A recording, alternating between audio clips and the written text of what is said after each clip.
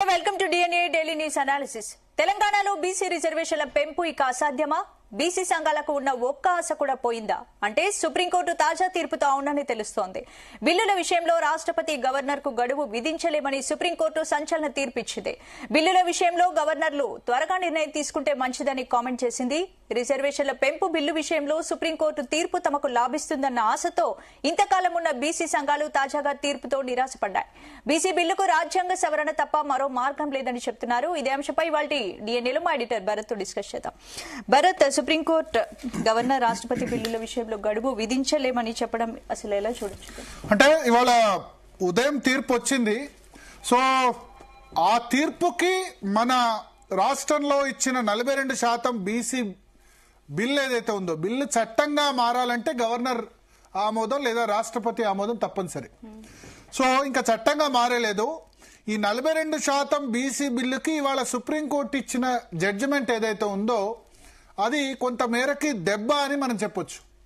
So ఆ తీర్పుని మన రాష్ట్రంలో ఉన్న బిల్స్ కి వర్తింపజేసుకుంటే బీసీ 42% రిజర్వేషన్ అన్నది ఇంకాస్త ఏమంటారు లీగల్ గా చాలా పెద్ద ఇబ్బంది అయ్యే అవకాశం ఉంది. ఎందుకంటే ఇవాళ సుప్రీంకోర్టు ఇచ్చిన తీర్పు నేను ఎక్స్ప్లెయిన్ చేస్తాను. రాష్ట్రపతి గవర్నర్, రాష్ట్రపతి ఏమో పార్లమెంట్ అంటే లోక్సభ, రాజ్యసభ, రాష్ట్రపతి అంటే పార్లమెంట్లో ఏ బిల్లు పాస్ కావాలన్నా మొదలు లోక్సభ, రాజ్యసభ రెండు సభల ఆమోదం పొందిన తర్వాత రాష్ట్రపతి సంతకం చేస్తేనే బిల్లు చట్టం అవుతుంది. ఓన్లీ పార్లమెంట్ ఆమోదిస్తే కాదు. సేమ్ శాసనసభ, శాసన మండలి ఉన్న రాష్ట్రాల్లో శాసనసభ, మండలి రెండు ఆమోదించాలి. తర్వాత గవర్నర్ దగ్గరికి వెళితేనే అది గవర్నర్ ఆమోదం పొందితేనే చట్టం అవుతుంది. ఇప్పుడు రెండు బిల్లులు ఉన్నాయి. ఒకటి ముందు రాష్ట్రపతికి పంపించారు. విద్యా ఉద్యోగాల్లో 42% రిజర్వేషన్స్ ఇచ్చే బిల్లును మొదలు రాష్ట్రపతికి పంపించారు. ఆ రాష్ట్రపతి ఆ బిల్లును ఇంతవరకు కూడా ఆమోదించలేదు, తిరస్కరించలేదు, పెండింగ్ లో పెట్టారు. అట్లే సేమ్ మొన్న గవర్నర్ కు శాసనసభ పాస్ చేసింది. బీసీలకు విద్యా ఉద్యోగాల సంబంధించే కాకుండా పంచాయతీ మున్సిపల్ ఎన్నికల్లో 42% రిజర్వేషన్ ఇస్తూ గవర్నర్కు పంపిస్తే గవర్నర్ కూడా దాన్ని పెండింగ్ లో పెట్టారు. సో ఇప్పుడు మనం ఏమనుకున్నాం, మొన్నటి వరకు 3 నెలలలోపు ఆమోదం పొందకపోతే గతంలో సుప్రీంకోర్టు ఇచ్చిన తీర్పు మేరకు గతంలో సుప్రీంకోర్టు జేబీ పార్థివాలా నేతృత్వంలోని ధర్మాసనం ఏం తీర్పిచ్చిందంటే 3 నెలలలోపు గవర్నర్ లేదా రాష్ట్రపతి ఆమోదించకపోతే బిల్లు ఆటోమేటిక్ గా చట్టం అయిపోతుంది, డీమ్డ్ టు బి నోటిఫైడ్ అని చెప్పి. సో బీసీ బిల్లుకి అది కూడా ఒక మార్గం అనుకున్నారు. 42% రిజర్వేషన్ రాష్ట్రపతి 3 నెలలు దాటింది, గవర్నర్ 3 నెలలు దాటితే అది ఆటోమేటిక్ గా చట్టం చేసేయచ్చు. సో ఆ చట్టం ప్రకారం ఎన్నికలకు పోవచ్చు అని అన్నారు. కానీ ఇవాళ సుప్రీంకోర్టు ఇచ్చిన తీర్పు అంటే సుప్రీంకోర్టు గతంలో ఇచ్చిన తీర్పు మీద రాష్ట్రపతి ద్రౌపది ముర్ము ప్రెసిడెన్షియల్ రిఫరెన్స్ అంటారు. రాష్ట్రపతి రాజ్యాంగపరమైన ఇష్యూస్ ను సుప్రీంకోర్టుకు నివేదించవచ్చు. నివేదించినప్పుడు 5 సభ్యుల రాజ్యాంగ ధర్మాసనం లేదా అంతకంటే ఎక్కువ, 3 సభ్యులు ఉంటే రాజ్యాంగ ధర్మాసనం కాదు, 5 సభ్యుల రాజ్యాంగ ధర్మాసనం లేదా అంతకంటే ఎక్కువ జడ్జిల బెంచ్ దాన్ని విచారించాల్సి ఉంటుంది. సో దీని మీద రాష్ట్రపతి ప్రెసిడెన్షియల్ రిఫరెన్స్ చేశారు. అంటే రాష్ట్రపతికి గవర్నర్ కి ఇట్లా టైం లిమిట్ విధించొచ్చా అని 14 ప్రశ్నలు వేస్తే సుప్రీంకోర్టు తనిచ్చిన తీర్పునే ఇవాళ తీర్పును తిరగరాసింది. 5 జడ్జిల బెంచ్, బిఆర్ గవై నేతృత్వంలోని బెంచ్, జస్టిస్ సూర్యకాంత్ మిశ్రా అంటే కాబోయే chief justice, justice Vikram Nath, PS Narasimhan, అదేవిధంగా ఏఎస్ చందూర్కర్. దీనిలో ముఖ్యాంశాలు ఏంటంటే గవర్నర్ బిల్లుపై అనుమతి పెండింగ్ లో పెడితే బిల్లును శాసనసభకు రిటర్న్ చేయాలి అండ్ ఇండెఫినెట్ గా ఆలస్యం అనుమతించబడదు. ఇంతకుముందు 3 నెలలు అని చెప్పారు, 3 నెలల సమయం అని చెప్పారు. ఇప్పుడు ఆ సుప్రీంకోర్టు 3 నెలల సమయం అనేది తీసేసింది. కానీ గవర్నర్ డిస్క్రిప్షన్ ఉంది. ఆర్టికల్ 200 ప్రకారం మంత్రిమండలి సలహా ప్రకారం గవర్నర్ బంధించబడరు. అంటే ఖచ్చితంగా మంత్రిమండలి సలహాలకు లోబడాలని ఉండదు. అతని డిస్క్రిప్షనరీ పవర్ ఉంది. ఆర్టికల్ 200, 201 ప్రకారం గవర్నర్ రాష్ట్రపతి చర్యలు సాధారణంగా జ్యుడిషియల్ రివ్యూకు లోబడవు. కానీ ప్రొలాంగ్డ్ అంటే చాలా కాలం పాటు గనక పెండింగ్ లో పెడితే అన్ఎక్స్పెన్షన్ లేదా ఇండెఫినెట్ ఇన్యాక్షన్ ఉంటే, చాలా కాలం పాటు చర్యలు తీసుకోకుంటే కోర్టు లిమిటెడ్ డైరెక్షన్ ఇచ్చి రీజనబుల్ టైంలో నిర్ణయం తీసుకోమని చెప్పొచ్చు, రీజనబుల్ టైంలో అని చెప్పొచ్చు. అంతేగాని 3 నెలల ప్రొవిజన్ అన్నది తీసేశారు. తర్వాత ప్రొలాంగ్ డిలేలలో కోర్టు టైం బౌండ్ డిసిజన్కు డైరెక్షన్లు ఇవ్వడానికి ఇది అడ్డు కాదు. ప్లస్ కోర్టు ఆర్టికల్ 200 ప్రకారం ఒక టైం లైన్ ఇచ్చింది. గవర్నర్కి నెల, రాష్ట్రపతికి 3 నెలలు. ఇది సెపరేషన్ ఆఫ్ పవర్స్కి విరుద్ధం. అంటే రాష్ట్రపతి గవర్నర్ల పవర్లను జ్యుడిషియల్ దీనిలో రీచ్ కాలేదు అని చెప్పి సుప్రీంకోర్టు జడ్జిమెంట్ ఇచ్చింది. అండ్ రాష్ట్రపతి ఆమోదానికి జ్యుడిషియరీ టైం లైన్ విధించలేదు అని చెప్పింది. అదే సమయంలో ఇండెఫినెట్ డిలే ఉండొద్దు, అనంతమైన డిలే ఉండొద్దు అని చెప్పింది. తర్వాత రాష్ట్రపతి చర్యలు జ్యుడిషియల్ రివ్యూకి లోబడవు. రాష్ట్రపతి ఏదైనా చర్యలు తీసుకుంటే దాన్ని జ్యుడిషియల్ రివ్యూ చేయడం అన్నది కరెక్ట్ కాదని సుప్రీంకోర్టు చెప్పింది. తర్వాత గవర్నర్ రిజర్వ్ చేసిన ప్రతి బిల్లుకు కోర్టు అడ్వైస్ తప్పనిసరి కాదని చెప్పింది.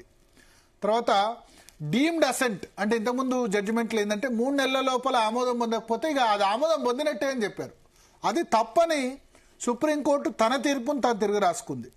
సో ఒక విధంగా చెప్పాలంటే 5 సభ్యుల ధర్మాసనం ఏప్రిల్ 8న తమిళనాడు కేసులో జేబీ పార్థివాలా, జస్టిస్ మహదేవన్ ఇచ్చిన బిల్లుల్ని ఏదైతే టైం లైన్ ఇచ్చారో, 1 నెల గవర్నర్కి, 3 నెలలు రాష్ట్రపతికి టైం లైన్ ఇచ్చారో, 10 బిల్లుల్ని డీమ్ టు బి అసెంటెడ్, 10 బిల్లు గవర్నర్ ఆమోదం పొందలేదు కాబట్టి అవి పాస్ అయినట్టు ప్రకటించారో దాన్ని వ్యతిరేకిస్తూ జడ్జిమెంట్ సుప్రీంకోర్టు ఇచ్చింది. ఇది మనకెట్లా అప్లికబుల్ అవుతుంది అంటే, ఇది గనక ఇవాళ సుప్రీంకోర్టు గనక గతంలో సుప్రీంకోర్టు తనిచ్చిన తీర్పునే 1 నెలలోపు గవర్నర్ ఆమోదించకపోతే, రాష్ట్రపతి 3 నెలలలోపు ఆమోదించకపోతే అది డీమ్ టు బి అసెంట్. అంటే మన తెలంగాణ బీసీ బిల్లు కూడా ఇంతే కదా, విద్యా ఉద్యోగాల్లో రిజర్వేషన్ 42%, 1 నెల దాటిపోయింది, 3 నెలలు దాటిపోయింది. సో గవర్నర్ ఆలస్యం చేసే రాష్ట్రం దగ్గర ఉన్న ఈ రాజ్యాంగపరమైన ఆప్షన్స్ ఏంటి? అసలు కోర్టుకు వెళ్ళాలి. ఇంతకు ముందేమో కోర్టుకు వెళ్లాల్సిన అవసరం లేకుండా డీమ్ టు బి మనం చేసేవాళ్ళు. ఇప్పుడు మన సుప్రీంకోర్టు కూడా అడిగింది, మీరు ఇప్పుడు అసెంబ్లీ తీర్మానం చేసి ఆల్రెడీ రాష్ట్రపతి గవర్నర్ దగ్గర పెండింగ్ లో ఉంది కదా బీసీ బిల్లు, ఉండగా మళ్ళా ఎందుకు మీరు 42% ఇస్తూ జీవో జారీ చేశారు అని సుప్రీంకోర్టు అడిగింది. జీవో ఎందుకు జారీ చేశారు, గవర్నర్ రాష్ట్రపతి దగ్గర ఉంది కదా పెండింగ్ లో అని చెప్పి. సో ఇప్పుడు ఒకవేళ గవర్నర్ అండ్ రాష్ట్రపతి ఇద్దరు గనక ఆమోదం, ఈ 3 నెలల టైం లిమిట్ గనక ఉంటే, ఇప్పుడు దాన్ని సుప్రీంకోర్టు గనక ఇవాళ ఓకే చేసి ఉంటే ఏం జరిగేదంటే, ఈ 2 బిల్స్ను కూడా డీమ్డ్ టు బి యాక్సెప్టెడ్ కింద చేసి ఆ బిల్లు చట్టం అయిపోయేది. చట్టం ప్రకారం ఎన్నికలకు వెళ్ళడానికి అవకాశం ఉండేది. సో ఆ ఆప్షన్ ఇప్పుడు పోయింది. సో అందువల్ల ఈ బీసీ రిజర్వేషన్ సంబంధించి సరే ఇప్పుడు సర్పంచ్ ఎన్నికలు అయితే చేస్తాం, ఎంపీటీసీ జడ్పీటీసీకి సంబంధించి అయితే కొంత టైం పడుతుందని చెప్పారు. కాబట్టి ఇవాళ ఏదైతే జడ్జిమెంట్ ఇచ్చారో అది బీసీ బిల్లుకు కొంత ప్రతిబంధకం కానుంది. మాట్లాడదాం. మనతో పాటు వి ప్రకాష్ గారు ఉన్నారు, అదేవిధంగా జస్టిస్ ఈశ్వరయ్య గారు ఉన్నారు, మాజీ high court chief justice advocate Sarath గారు ఉన్నారు, అదేవిధంగా తాడు శ్రీనివాస్ గారు ఉన్నారు, బీసీ కమిషన్ మాజీ మెంబర్ ఉపేంద్ర గారు ఉన్నారు, బుట్టెంగారి మాధవరెడ్డి గారు కూడా మనతో పాటు ప్రస్తుతం లైవ్ లో సిద్ధంగా ఉన్నారు. ముందుగా జస్టిస్ ఈశ్వరయ్య గారు, సార్ ఇవాళ సుప్రీంకోర్టు ఇచ్చిన తీర్పు సంబంధించి ఇప్పుడు నేను చెప్పాను, మీరు విన్నారో లేదో, ఇంకేమైనా ముఖ్యాంశాలు ఉన్నాయో? నేను తప్పు చెప్పుంటే సరి చేయండి. అంటే కొంచెం దాంట్లో క్లారిఫికేషన్స్ ఇవ్వాల్సిన కొన్ని విషయాలు ఉన్నాయి. ఇప్పుడు మీరు చూసుకున్నట్లయితే ఇప్పుడు మొత్తం రాజ్యాంగంలో ఉన్న సబ్జెక్ట్స్ అన్ని రాష్ట్ర ప్రభుత్వ పరిధిలో ఉన్న కొన్ని సబ్జెక్ట్స్ ఉంటాయి, కేంద్ర ప్రభుత్వ పరిధిలో ఉన్న కొన్ని సబ్జెక్ట్స్ ఉంటాయి, కొన్ని ఉమ్మడి లిస్ట్ లో ఉన్న కొన్ని సబ్జెక్ట్స్ ఉంటాయి. ఉమ్మడి లిస్ట్ లో ఇప్పుడు రాష్ట్ర ప్రభుత్వం పరిధిలో ఉన్న చట్టాలు చేసేది గవర్నర్ ఇస్తే అది నోటిఫికేషన్ ఇస్తే చట్టం అవుతుంది. అది కేంద్ర ప్రభుత్వం చేసే చట్టాలు అది ప్రెసిడెంట్ ఇస్తే అది నోటిఫికేషన్ ఇస్తే అది చట్టం అవుతుంది. ఇప్పుడు ఇది ఈ తెలంగాణ ఒక ప్రత్యేకమైన పరిస్థితుల్లో 9th షెడ్యూల్ విషయం. ఇది 9th షెడ్యూల్ విషయం అంటే ఇప్పుడు వీళ్ళు ఒక 2 బిల్లులు ఆర్టికల్ 31C కింద వీళ్ళు పాస్ చేసినారు. గవర్నర్ ఆమోదం పొందిన తర్వాత కేంద్ర ప్రభుత్వానికి పంపినారు for the assent of the president of India. దీనికి ప్రెసిడెంట్ ఆఫ్ ఇండియా అసెంట్ ఇస్తే అది 9th షెడ్యూల్ లో నోటిఫికేషన్ ఇస్తే ఆర్టికల్ 31B కింద రాజ్యాంగ ప్రొటెక్షన్ వస్తుంది, రాజ్యాంగం ప్రకారం ప్రొటెక్షన్ వస్తుంది. 31B ప్రకారము ఇటువంటి చట్టం ఏ రాష్ట్ర ప్రభుత్వాలు చేసినా ఏ జడ్జిమెంట్స్ ని అంటే మనకు 3 జడ్జిమెంట్స్ ఉన్నాయి. ఒకటి Indra Sawhney versus union of India, Krishnamurthy versus union of India 2010, 2021 లో Vikas Kishan Rao Gawali versus state of Maharashtra. ఈ 3 జడ్జిమెంట్ల ప్రకారము ఎట్టి పరిస్థితుల్లో 50% దాటి లోకల్ బాడీస్ లో రిజర్వేషన్స్ ఇవ్వడానికి వీల్లేదు. కాబట్టి ఇప్పుడు ఇది మామూలు చట్టం కాదు. 3 నెలలు ఇవ్వకపోతే డీమ్డ్ పర్మిషన్ అనేది అభిషేక్ సింగ్ గారు ఆర్గ్యూ చేసినారు, కోర్టు ఒప్పుకోలేదు. ఇది రాష్ట్ర ప్రభుత్వం పరిధిలో ఉన్నంత వరకు వాళ్ళు చేసి చేతులు దొరుకుతున్నారు, కేంద్రానికి పంపినారు. కేంద్ర క్యాబినెట్ అప్రూవ్ చేసి ఉభయ సభలు క్లియర్ చేస్తేనే అప్పుడు ప్రెసిడెంట్ కి కాజ్ ఆఫ్ యాక్షన్ అరౌజ్ అవుతుంది, ఆమె అసెంట్ ఇస్తుంది ఆటోమేటిక్ గా. కాబట్టి ఈ సూత్రాలు ఆటోమేటిక్ గా ఇదివరకు ఇంటరీమ్ ఆర్డర్ ప్రకారం కూడా ఇది వర్తించదు. మన 9th షెడ్యూల్ కలపడానికి ఆ సూత్రాలు ఇక్కడ వర్తించవి. కాబట్టి ఇక్కడ శరణ్యం ఒకటి ఏంది, ఓన్లీ 9th షెడ్యూల్ కలపాలంటే కేంద్ర ప్రభుత్వం ఉభయ సభలలో పాస్ చేసి ప్రెసిడెంట్ కి పంపిస్తే ఆటోమేటిక్ ఎసెంట్ తమిళనాడు లాగా దొరుకుతుంది. అప్పుడు రాజ్యాంగ భద్రత వస్తుంది. రాజ్యాంగ భద్రత వస్తే కొంతమంది ఆర్గ్యూ చేస్తున్నారు, ఇది కూడా క్వశ్చన్ చేయొచ్చు కదా, అది సిఏలో 2006 లో జడ్జిమెంట్ ఉంది. అందులో ఏమన్నారంటే మౌలిక సూత్రాలకు వ్యతిరేకం ఉంటే, ఫండమెంటల్ ఇవి అంటే బేసిక్ స్ట్రక్చర్స్ వ్యతిరేకం ఉంటే ఇప్పుడు అది కూడా అప్లై కాదు. ఎందుకంటే ఈడబ్ల్యూఎస్ కేసులో మనకు 5 జడ్జిల ధర్మాసనము అపీల్ చేసింది. ఇది సామాజిక న్యాయం గురించి ఏ చట్టం చేసినా ఇటువంటి చట్టాలు మౌలిక సూత్రాలకు వ్యతిరేకం కాదు, అది వ్యాలిడే అని ఈడబ్ల్యూఎస్ కేసులు చేసినారు. కాబట్టి ఈ 9th షెడ్యూల్ కలిపితే దీనికి ఒక పెద్ద వజ్ర కవచం వస్తుంది. క్వశ్చన్ చేసినా ఇంటర్ఫియర్ కానటువంటి ఒక కాన్స్టిట్యూషన్ భద్రత వస్తుంది. కాబట్టి ఈ చర్చ నా ప్రకారము ఈ కేసుకు వర్తించదేమని నా యొక్క అభిప్రాయం. భారత్ గారు. ఓకే సార్, అంటే ఇప్పుడు మనకు ఒక అన్నారు కదా డీమ్డ్ టు బి యాక్సెప్టెడ్ అని చెప్పి, మరి మీరు ఎందుకు చట్టం చేయలేదని కూడా 3 నెలల పాటు అయితే అభిషేక్ సింగ్ వాదించారు. ఇటువైపు వాళ్ళు కూడా దాన్ని ఎందుకు చేయలేదు మరి 3 నెలలు అయితే గనక అని వాదించిన సందర్భం ఉంది. ఇవాళ ఒకవేళ సుప్రీంకోర్టు జడ్జిమెంట్, గతంలో ఇచ్చిన జడ్జిమెంట్ అప్హెల్డ్ అయి ఉంటే మనం ఆ చట్టాన్ని గనక చేసుకోండి, ఎందుకంటే జీవో కంటే కొంత చట్టానికి వ్యాలిడిటీ ఉంటది కదా సార్. ఒక్క భరత్ గారు ప్లీజ్, నేను ఒక క్లియర్ గా ఎక్స్ప్లెయిన్ చేసిన, ఇప్పుడు ఇది అటువంటి చట్టాలు కాదు. ఇప్పుడు రాష్ట్రపతికి కాజ్ ఆఫ్ యాక్షనే అరైజ్ కాదు. ఎప్పటి వరకు అయితే పార్లమెంటు ఇది పాస్ చేసి పంపిస్తుందో అంతవరకు రాష్ట్రపతి యొక్క పరిధిలో లేని విషయం. రాష్ట్రపతి దగ్గర ఒట్టిగా పెండింగ్ ఉంది, కాగితాలు పెండింగ్ ఉన్నాయి. కానీ ఉభయ సభలో వాళ్లకు క్లియర్ చేసి పంపిస్తేనే అది ఆ టైం లిమిట్ అప్లై అవుతుంది. కానీ ఉభయ సభలు క్లియర్ చేసి పంపించినాక రాష్ట్రపతి ఏ కారణం చేత కూడా ఆమె విత్హోల్డ్ చేయదు. మరి అసలు రాష్ట్రపతికి ఎందుకు పంపించారు సార్? రాష్ట్రపతి పంపించడమే తప్పు కదా? లేదు, మీరు ఆర్టికల్ 31C కింద ప్రకారం పెట్టండి. ఏ జడ్జిమెంట్ లైన్ ఓవర్కమ్ చేయడానికి మన రాష్ట్ర లెజిస్లేచర్ కి పవర్ ఇచ్చింది కాన్స్టిట్యూషన్.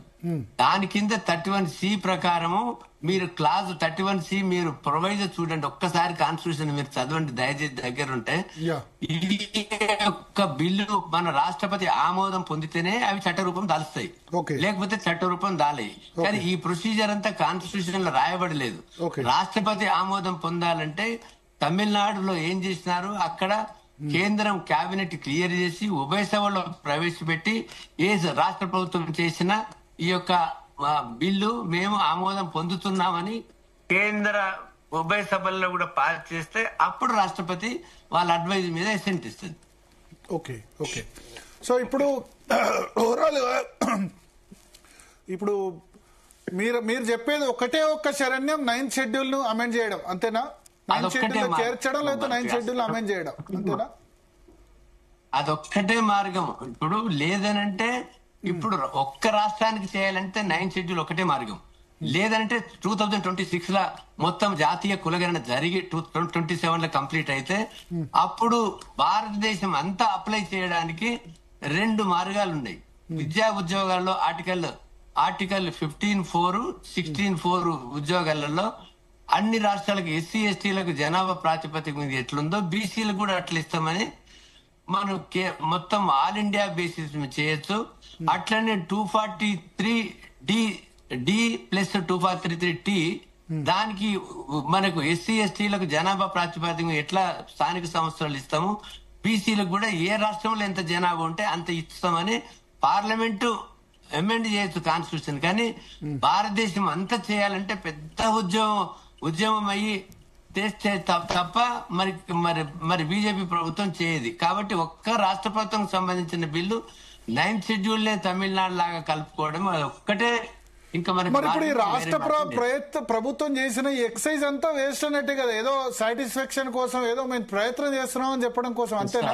సార్ వేస్ట్ కాదు. ఇప్పుడు మా బీసీ సంఘాలన్నీ ఉవ్వెత్తున లేచి పడుతున్నాయి. ఈ రోజు మేమేమంటున్నాము, ఇప్పుడు ఆల్ పార్టీ మీటింగ్స్ మన రాష్ట్ర ప్రభుత్వం పిలిచి బీజేపీ వాళ్ళు, బీఆర్ఎస్ వాళ్ళు, కమ్యూనిస్టులు వీళ్ళ అందరు కలిసి కేంద్ర ప్రభుత్వం మీద ఆల్ పార్టీ డెలిగేషన్ తీసుకెళ్లి ఇప్పుడు వచ్చే పార్లమెంట్ శీతాకాల సమావేశంలో 1st నుంచి 9th వరకు జరుగుతున్నాయి. కాబట్టి ఇప్పుడు ఇండియా గఠబంధన్ కు 240 సీట్స్ దాదాపుగా ఉన్నాయి. కాబట్టి అక్కడ పార్లమెంట్ లో దద్దరింపలు చేసి లేకపోతే ప్రైవేట్ బిల్లుని పెట్టి ఎవరి యొక్క నిజ స్వరూపమో వారిని బట్టబయలు చేయడానికి ఎవరు ఏ అభిప్రాయం చేస్తారో పార్లమెంట్ లో బిల్లు వీళ్ళైనా ప్రైవేట్ బిల్లు పెట్టొచ్చును. కాబట్టి మీరు పార్లమెంటు శీతాకాలం సమావేశమయ్యేంత వరకు ఈ ఎలక్షన్స్ జరపకూడదు, పోస్ట్ పోన్ చేయాలని మా యొక్క డిమాండ్. అది అంటే నేను అనేది రాష్ట్ర ప్రభుత్వం, రేవంత్ రెడ్డి ప్రభుత్వం ఏదైతే ఎక్సైజ్ ఉందో ఇక వాళ్ళ చేతిలో ఏం లేదు, ఇక చేయాల్సింది కేంద్రమే కానీ ఏ చిత్తశుద్ధి రాష్ట్ర ప్రభుత్వానికి ఉన్నట్టు కనిపించలేదు. ఎందుకంటే బిల్లులు పాస్ అయిన తర్వాత ఒక్కరోజు కూడా ప్రధానమంత్రి దగ్గరికి వెళ్ళలేదు, all party delegations తీసుకెళ్లలేదు.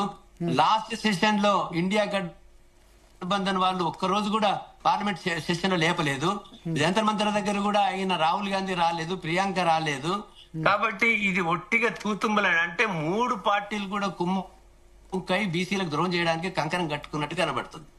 Okay, so ఇప్పుడు అదొక్కటే మార్గం కాబట్టి చేయాల్సింది కేంద్రం. రేవంత్ రెడ్డి ప్రభుత్వం ఇప్పుడు వాళ్ళు ఇప్పటి వరకు చేసిన ఎఫర్ట్ మీకు ఏమనిపిస్తుంది? తూతు మంత్రంగానా, చిత్తశుద్ధ్యా? ఇప్పుడు వాళ్ళకి చిత్తశుద్ధి లేదు, ఎట్టి పరిస్థితుల్లో 2 సంవత్సరాలు కావస్తుంది. మరి కామారెడ్డి ఇదొక్కటే కాదు, కామారెడ్డి డిక్లరేషన్ లో ఇచ్చినటువంటి ఏ ఒక్క హామీని కూడా నెరవేర్చలేదు. వాళ్లకు 20,000 కోట్లు ప్రతి సంవత్సరం ఇస్తామన్నది వేయలేదు. ప్రతి మండలికి 1 నవోదయ విద్యాలతో సమానంగా గురుకులాలు పెట్టలేదు, ప్రతి జిల్లా కాలేజీ పెట్టలేదు. తర్వాత మనకు అన్ని కుల వృత్తులకు ఏదైతే సాయం చేస్తారో అవి చేయలేదు, ఇండ్లు ఇవ్వలేదు. కాబట్టి ఇది అంటే స్పెషల్ గా ఈ 42% కు మాత్రం ఇప్పుడు ఫర్ ఎగ్జాంపుల్ కులగణన బయట పెట్టలేదు, డెడికేటెడ్ కమిషన్ రిపోర్ట్ పబ్లిక్ చేయలేదు, ఇంకొక expert committee justice Sudarshan Reddy గారు కంచాయిలే వాళ్ళు చేసిన ఆ రిపోర్ట్ బయట పెట్టలేదు. అంటే ఏ రకమైన ట్రాన్స్పరెంట్ గా రోజుకు మోసం, రోజుకు దగా చేసుకుంటూ పోతున్నారు. కానీ చిత్తశుద్ధితో చేసినట్టు ఇప్పుడు జంతర్ దగ్గర చేతగానోడు జంతర్ మంతర్ దగ్గర పోయి ధర్నా చేస్తాడు, చేతగానోడు ప్రధానమంత్రి దగ్గర పోయి ఒత్తిడి తెస్తాడు, పార్లమెంట్ లో ఒత్తిడి తెస్తాడు. ఏ రకమైన చిత్తశుద్ధి ఉందని చెప్పాలి భరత్ గారు? అంటే రాహుల్ గాంధీ వచ్చుంటే సీరియస్నెస్ ఉండేది, ప్లస్ పార్లమెంట్ లో ఇండియా కూటమి ఎంపీలు చేస్తే కొంత కేంద్ర ప్రభుత్వం మీద ఒత్తిడి పడి ఉండేది, అంతేనా? Correct brother. ఓకే, మరి దీనిలో BRS Congress role, sorry BJP Congress role major గా ఉంది చేస్తే గనక అధికారంలో ఉన్న 2 పార్టీలు. మేజర్ గా ఉంది. బీఆర్ఎస్ కూడా చిత్తశుద్ధిని కొట్లాడలేదు. ఎందుకంటే వాళ్ళు ఎప్పుడు పవర్ లో ఉన్నప్పుడు బీసీ కులగణన గురించి కానీ, బీసీ రిజర్వేషన్స్ కానీ, బీసీలు ఉసిరికాయ మూట ఇప్పితే ఎక్కడొక్కడ వెళ్ళిపోతారని కేసీఆర్ గాని, కేటీఆర్ గాని, హరీష్ రావు గాని అన్నోళ్ళు వాళ్ళకు కూడా చిత్తశుద్ధి ఉందని చెప్పడానికి లేదు. అది ఓకే, ఒకరి మీద ఒకరు తప్పులు ఎంచుకుంటున్నారు. ఇప్పుడు ఎట్లా మరి సర్పంచ్ ఎన్నికలేమో పెట్టేస్తున్నారు, ఇక ఎంపీటీసీ జెడ్పీటీసీ చూస్తాం హైకోర్టు అవుట్కమ్ ఆధారంగా అంటారు. హైకోర్టు ఇప్పుడు మళ్ళీ 24th ఉందనుకుంటా హియరింగ్, కానీ జడ్జిమెంట్ వచ్చేసరికి మినిమం 3-4 నెలలైనా పడుతుంది కదా. లేదు పట్టదండి. అది ఇప్పుడు ఏ కేసు ఉన్నది హైకోర్టులో, ఇప్పుడు ఇది ఒక్కటే కాకుండా 9th జీవో కాకుండా వేరే కేసు కూడా ఎన్నికలు పెట్టాలని వేరే వాళ్ళు పోయినారు. అందులో ఖచ్చితంగా మీరు ఎన్నికలు పెట్టాలని డైరెక్షన్ ఇస్తుంది. ఈ ఎలక్షన్స్ ఎవడు ఆపలేడు, ఎందుకంటే రాజ్యాంగబద్ధంగా జరగబోయే ఎలక్షన్స్ ఆపడని ఏ హైకోర్టు ఇవ్వదు. కాబట్టి గవర్నమెంట్ మీద రెండు కత్తులు ఎలాడుతున్నాయి. ఒకటేమో 42% ఇవ్వలేని స్థితి, ఇంకొకటేమో ఎన్నికలు జరిపేటువంటి యొక్క పరిస్థితులు ఏర్పడ్డాయి. కాబట్టి ఈ పరిస్థితులలో వాళ్ళకి ఇంకొక నాటకం ఆడుతున్నారు. మేము పార్టీ పరంగా 42% ఇస్తామని. మీరు గ్రామ పంచాయతీ ఎలక్షన్ అందులో పార్టీలు ఉంటాయా సార్? ఏమని ఉంటుందా సార్? ఏముంటది అంటే ఇది ఎంత మోసం, ఎంత దగ, ఎంత కుట్ర ఇది. గ్రామ పంచాయతీలలో మేము పార్టీ ఇస్తామంటే ఎవరు గెలుస్తారు? పార్టీ సింబలే ఉండదు. పార్టీ సింబలే ఉండదు అసలు. పార్టీ సింబలే ఎంపీటీసీ జెడ్పీటీసీ అన్న సింబల్ ఉంటది. కానీ గ్రామ పంచాయతీలు ఇప్పుడు ఓన్లీ గ్రామ పంచాయతీలే నడిపిస్తున్నారు. పంచాయతీ బోర్డు మెంబర్, పంచాయతీ సర్పంచ్, ఇంక వేరేం నడిపిస్తలేదు. కాబట్టి ఈ రకంగా ఇంకో మోసం చేయడానికి, తెరపై చేయడానికి ఎవరు గెలిచినా మావోడే అని కాంగ్రెస్ చెప్పుకుంటది, వేరే పార్టీలు కూడా చెప్పుకుంటారు. ఇప్పుడు హైకోర్టు ఫుల్ మ్యాటర్ వినాలి కదా. దాదాపు 30 మందికి పైగా పిటిషన్ ఫైల్ చేశారు. అది ఆ జడ్జిమెంట్ బట్టి మేము ఫర్దర్ గా వెళ్తాం అంటున్నారు. సార్ భరత్ గారు, ఇప్పుడు ఈ line of action already decide అయింది. ఇంద్రసాన్లు డిసైడ్ అయింది. Krishnamurthy versus union of India 2000 లో అయింది. ఇక కిషన్ రావు అది గౌలీ కేసెస్ లో ఈ మహారాష్ట్ర ఇంట్లో ఏం టైం పట్టది. ఈ ఆర్గ్యుమెంట్స్ అయినా 3 రోజులలో జడ్జిమెంట్ వస్తుంది. ఓకే, సో అది లేట్ ఏం కాదు. సో అయినా హైకోర్టులో ఏం జడ్జిమెంట్ వస్తుందో తెలుసు మనందరికి, అంతేనా? మొదటి నుంచి చెప్తూనే ఉన్నాం, ఈ జీవో నిలవదు. ఈ జీవో ఇప్పుడు ఏదైనా చట్టం కవర్ అయితే ఆ చట్ట ప్రకారం జీవో తీయొచ్చు. నీకు చట్టమే లేదు 50% దాటడానికి. ఆ జీవో ఎట్టి పరిస్థితుల్లో నిలవదని జీవో ఇచ్చిన రోజే చెప్పినాను నేను. ఇప్పుడు మనకు amendments of the Panchayati Raj act, municipalities act ఏదైతే ఆర్డినెన్స్ ఇస్తారో అవి కూడా నిలవదు. ఎందుకంటే మీరు చెప్పినప్పుడు మీరు బీసీ ద్రోహి అన్నారు. అన్నారు. ఇప్పుడు వాళ్ళకి క్షమాపణ చెప్తారా? ఇప్పుడు వాళ్ళకు కాంగ్రెస్ కు అడుగులు వచ్చిన వాళ్ళు, బీజేపీకి అడుగులకు మడుగుతున్న వాళ్ళు, ఈ జడ్జి గారికి ఏం తెలుసు, జీవో ఇస్తే చెల్తుంది అంటే జీవో ఇచ్చింది కొట్టేస్తున్నారు. ఇప్పుడేమన్నా చెప్తారా? అంటే ఎన్ని రోజులు మోసం చేస్తారండి? ఇప్పుడు ఏ పార్టీలకు తొత్తులున్నా ఈ సమాజాన్ని వక్రతో పట్టడానికి, సమాజానికి వాళ్ళు ద్రోహులు కానీ నేను కాదు. నేను ఎప్పుడు ఏ మాట చెప్పినా అది జరగకుండా ఉండలేదు. అది అయినా నేనేమన్నా కొంతమంది తల్లి పాలు తాగుకుంటే కూడా తల్లి రొమ్ము గుద్దినా ప్రేమిస్తుంది.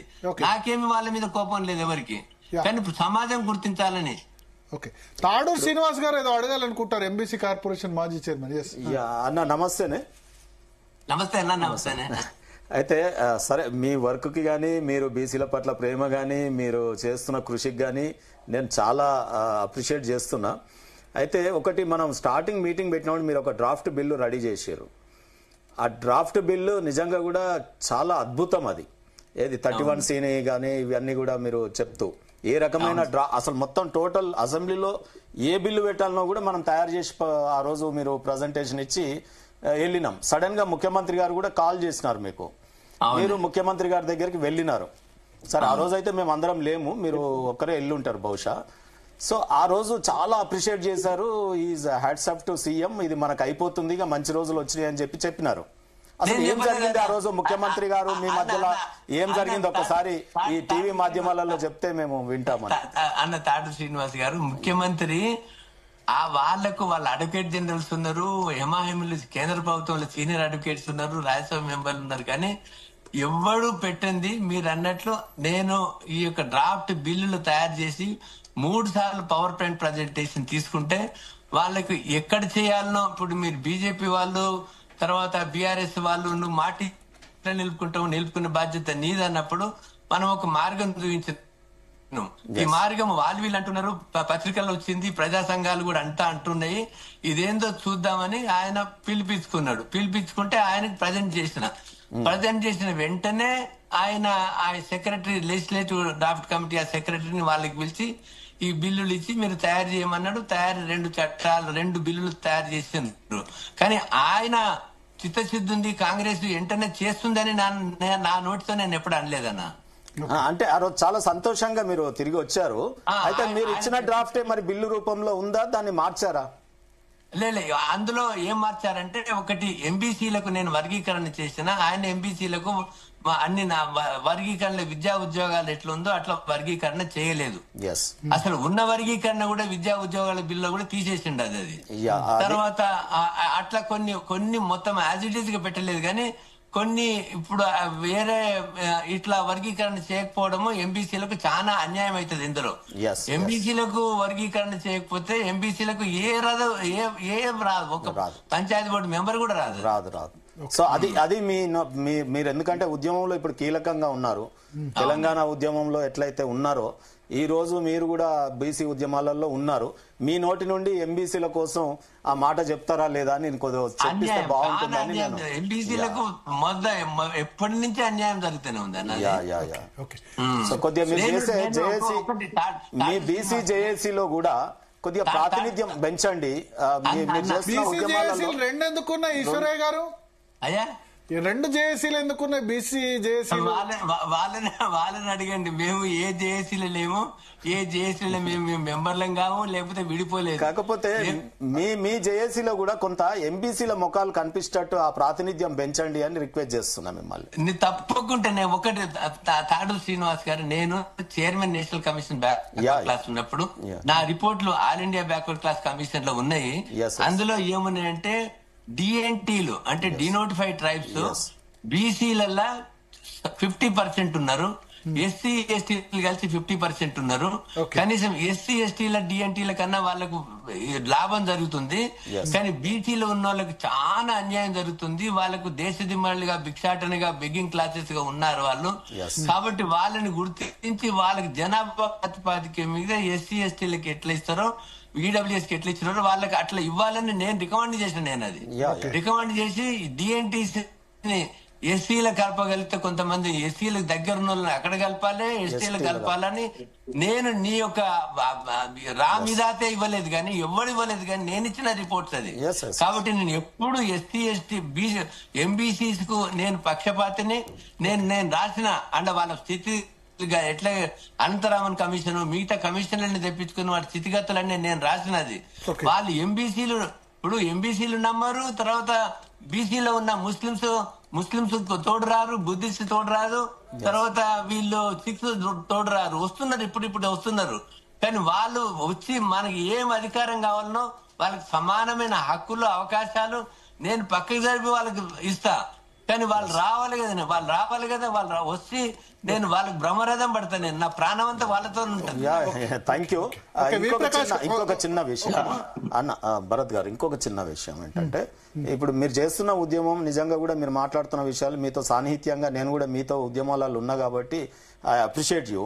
బట్ ఇంకొకటి ఏంటంటే బీసీ వర్గీకరణ ఏదైతే ఉందో అనంతరామన్ కమిషన్ ఏదైతే చేసిందో 1970s లో 75 అనుకుంటా కదా అన్న, అది 70లో ఇచ్చినారు. సో నేను దాన్ని కూడా ఏబిసిడి వర్గీకరణ సరిగా జరగలేదు, శాస్త్రీయ భద్రత లేదు. ఎందుకంటే మీకు అనేక కులాలు బీసీ బిలో ఉన్నాం. కొన్ని ఏది మీకు కుమ్మరి కావచ్చు, అది మళ్ళీ రీవర్గీకరణ జరగాలి. అది కరెక్ట్ గా జరగాలి. అప్పుడు పొలిటికల్ ఇన్ఫ్లుయెన్స్ తో కొన్ని కులాలు యాడ్ అయినాయి.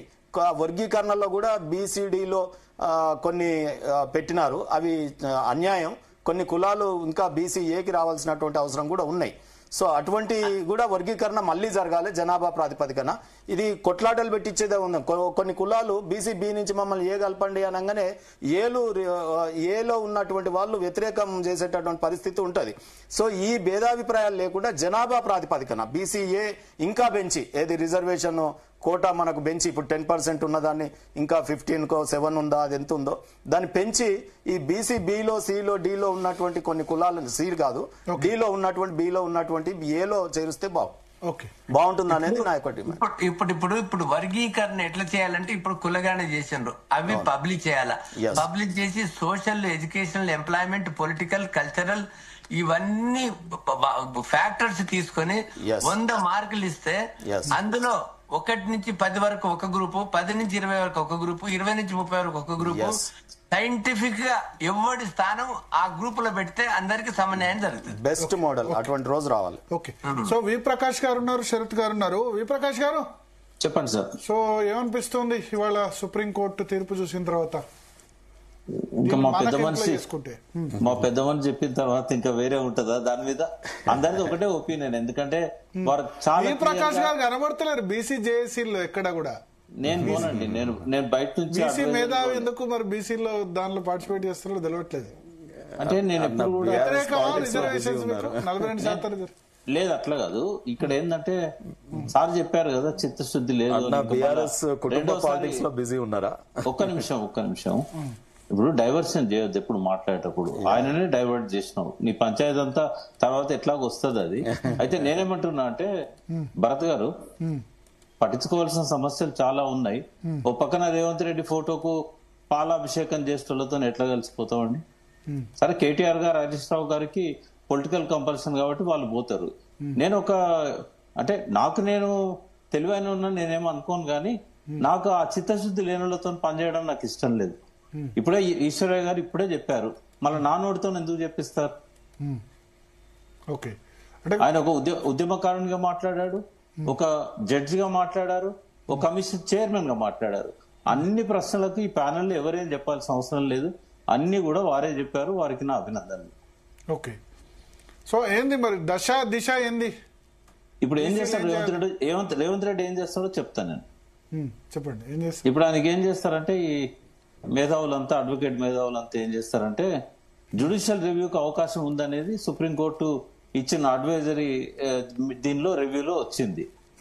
అంటే అనార్మస్ డిలే ఉన్నప్పుడు జ్యుడిషియల్ రివ్యూ చేయొచ్చు. జనరల్ గా ఏదన్నా పాస్ అయినాక, చట్టం పాస్ అయినాక జ్యుడిషియల్ రివ్యూ పోతారు. కానీ రాష్ట్రపతి దగ్గర గాని, గవర్నర్ దగ్గర గాని చాలా ఆలస్యం అయినప్పుడు రివ్యూ అడగవచ్చు సుప్రీంకోర్టును. కానీ ఇప్పుడు వాళ్ళు ఏం చేస్తారంటే రివ్యూ అడగమని చెప్తారు. మా బీసీ మేధావులు, అంటే మేధావులు అన్నాడు, బీసీ నాయకులు కొందరు పోయి పాలాభిషేకం చేస్తారు మళ్ళా. ఎందుకంటే సుప్రీంకోర్టు ఆర్డర్ ను కూడా ఆయన దాన్ని రివ్యూకి పంపుతున్నాడు అని చెప్పేసి. ఇక మా అమాయకులైన బీసీలు నమ్ముతారు, నమ్మి ఆయన కూడా జై కొడతారు. అంతకుముందు కవిత గారు, జాదుల శ్రీనివాస్ గౌడ్ వీళ్ళంతా కూడా పాలాభిషేకం చేశారు కదా, మేమంతా వ్యతిరేకిస్తుంటే. ఇప్పుడు మళ్ళా జ్యుడిషియల్ రివ్యూకి పంపితే ఏమైందంటే ఇందిరాసాని కేసు ఉంది కాబట్టి అది ఎట్టి పరిస్థితుల్లో వీల్లేదని చెప్పేసి సుప్రీంకోర్టు చెప్తుంది. ఇంకా దాంతోనే ఇది సమాప్తం అవుతుంది. మోడీ గారు దాన్ని అడ్డం పెడతాడు, సుప్రీంకోర్టే కొట్టేసింది, ఇంకా దీని మీద ఫర్దర్ గా మాట్లాడేది ఏం లేదని చెప్తాడు. అట్లా చెప్పియడం కోసమైనా రేవంత్ రెడ్డి పోతాడు, ఎందుకంటే ఆయన చిత్తశుద్ధి లేదనేది స్పష్టం. ఇవాళ బీసీలు ఒకటే ఉద్యమం చేస్తే తప్ప అది ఆ షెడ్యూల్ 9లోకి పోదు, అది 9th షెడ్యూల్లోకి పోదు. ఆ బీసీలు ఉద్యమం చేసే పరిస్థితులు మెల్లమెల్లగా మెరుగవుతున్నాయి. మొన్న బంద్ ఒకటి సక్సెస్ అయింది.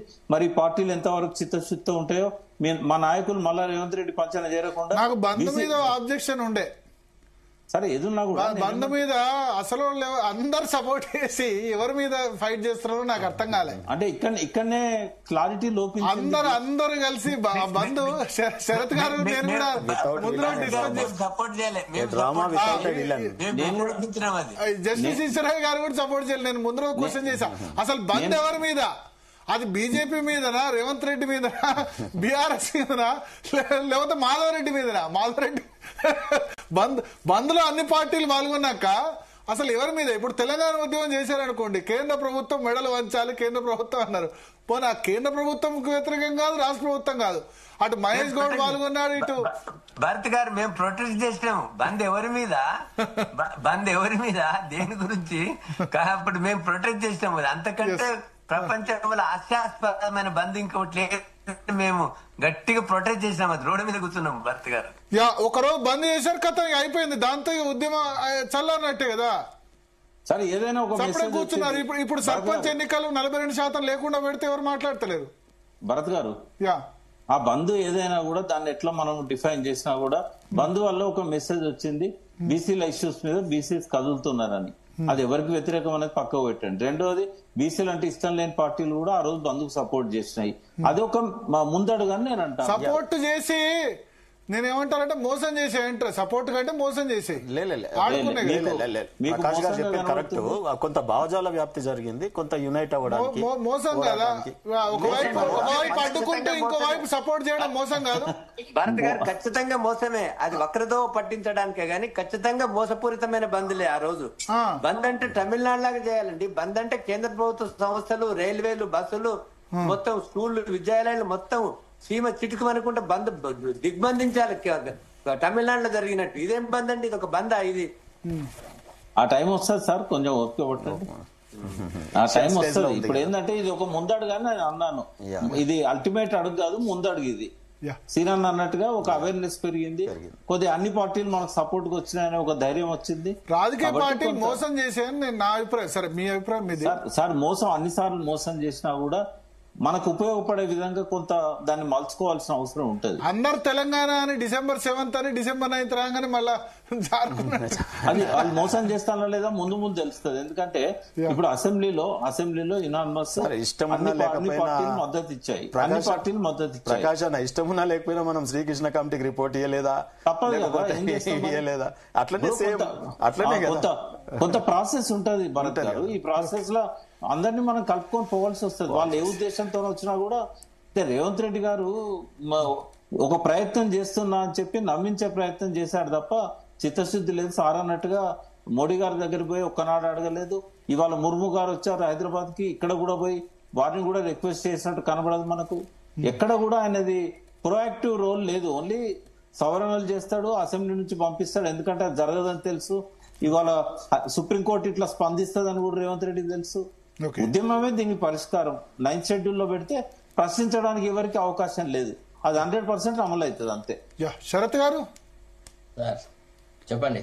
సో ఏంటి మీ అబ్జర్వేషన్ ఏంది ఇవాళ సుప్రీంకోర్టు జడ్జిమెంట్ తర్వాత? అందరు కూడా నేషనల్ వైడ్ ఇష్యూగా గవర్నరు, రాష్ట్రపతి అధికారాలు ఇవి చేశారు, కానీ మన దాంతో ముడిపడి ఉంది ఇది. అంటే ఒకటే సార్, ఇప్పుడు సుప్రీంకోర్టు జడ్జిమెంట్ అనేది ఒక డిఫరెంట్ యాంగిల్లో వచ్చింది. అండర్ 143 కింద ప్రెసిడెన్షియల్ రెఫరెన్స్ ని వాళ్ళు ఆన్సర్ చేస్తూ వాళ్ళు ఏం చెప్పినారు అంటే, this reference is not an appeal against the judgement of the supreme court given by another coordinate bench in the case of Tamil Nadu అని అన్నారు. అని చెప్తూ వాళ్ళు ఏమంటారు, రాజ్యాంగంలో కూడా ఎప్పుడైతే టైం లిమిట్స్ నిర్దేశించబడలేదో ఆ నిర్దేశించబడినటువంటి వాటిని ఊహాజనితంగా జ్యుడిషియల్ ఇంటర్ప్రిటేషన్ ద్వారా గవర్నర్ యొక్క అధికారాల మీద, రాష్ట్రపతి అధికారాల మీద గడువు విధించడం తప్పు. ఇందుకు సంబంధించి అట్లాంటి విధింపులు ఏవి చేయొద్దు అని అన్నారు.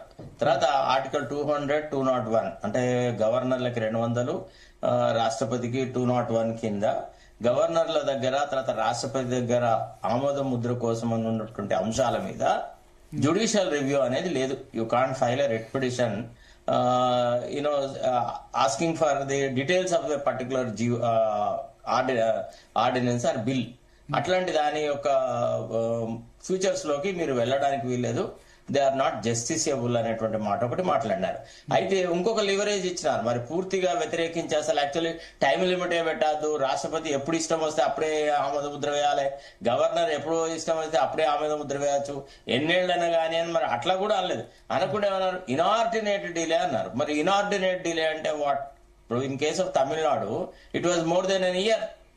గవర్నమెంట్ యొక్క నిడివే 5 సంవత్సరాలు ఉన్నప్పుడు గవర్నర్ అనేటువంటి ఒక రాజ్యాంగ వ్యవస్థను ఉపయోగించుకొని ఏ రకమైన ఆమోద ముద్ర తెలపకుండా, ఏ చెయ్యకుండా 1 year అయిన తర్వాత సుప్రీంకోర్టులో కేసు అయిన తర్వాత రాష్ట్రపతికి నివేదించినాడు.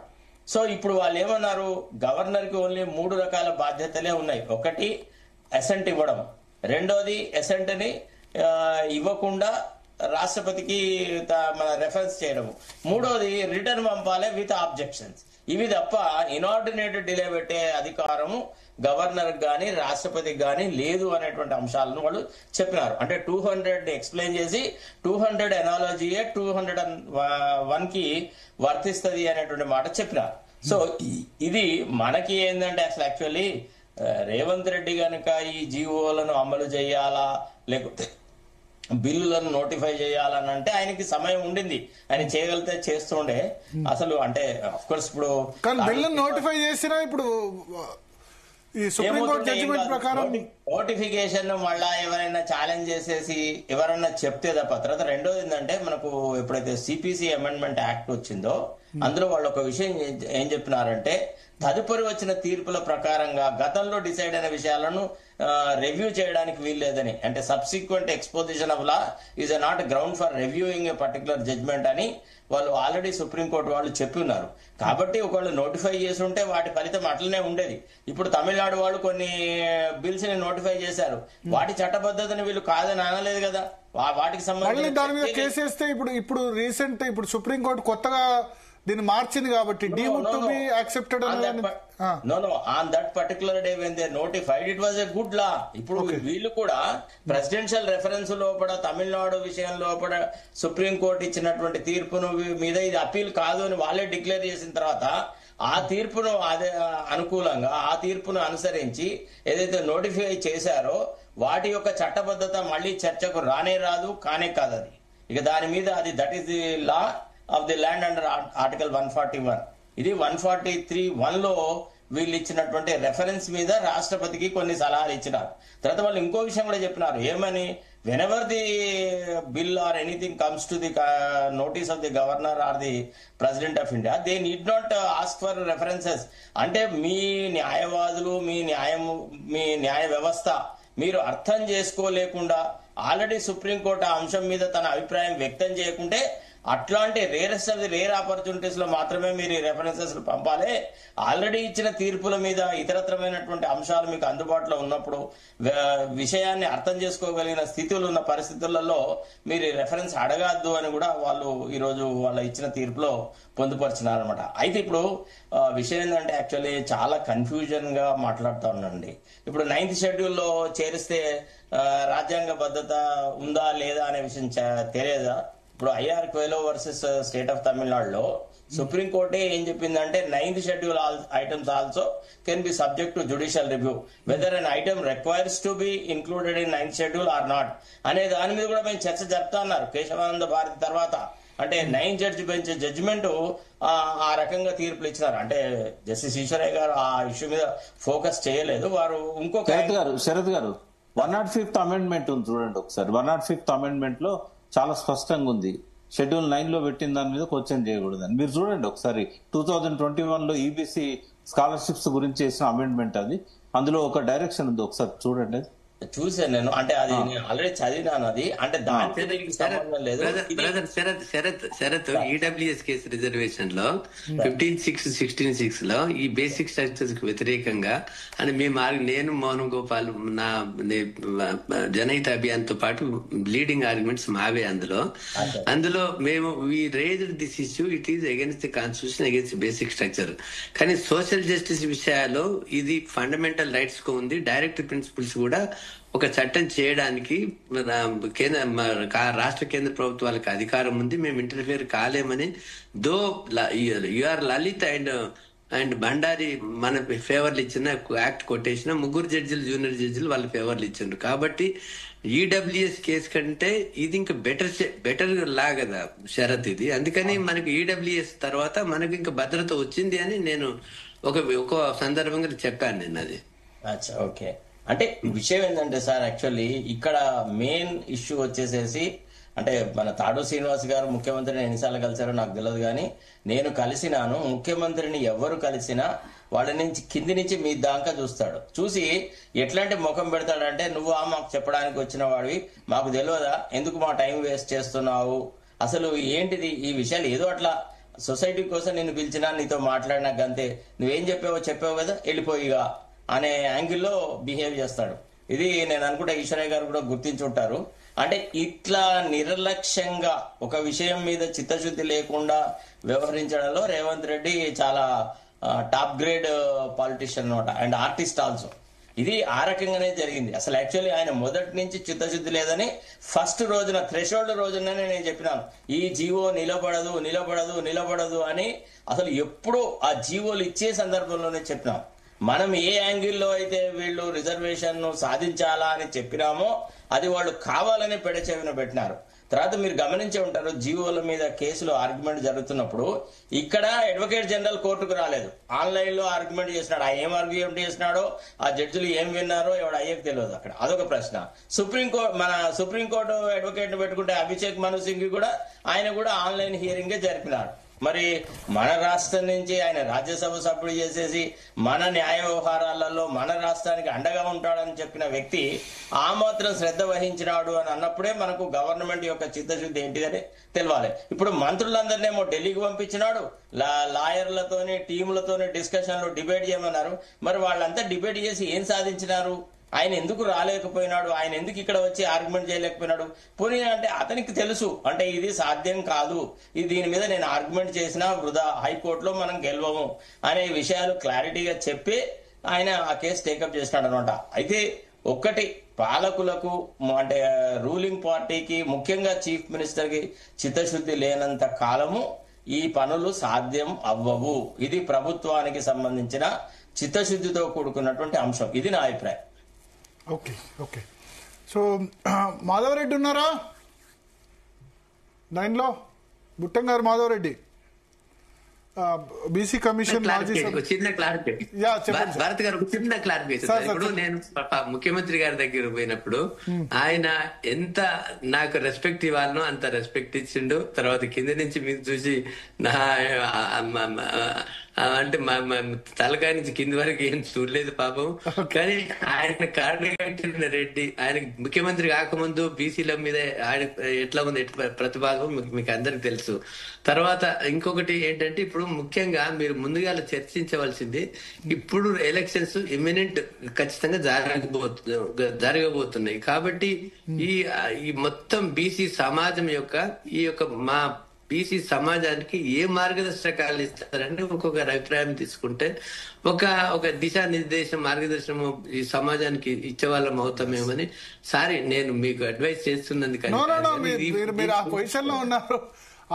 అందుకని మన చర్చ పెట్టింది కూడా ఇప్పుడు సర్పంచ్ ఎన్నికలకు సంబంధించి అయితే రెడీ అవుతుంది.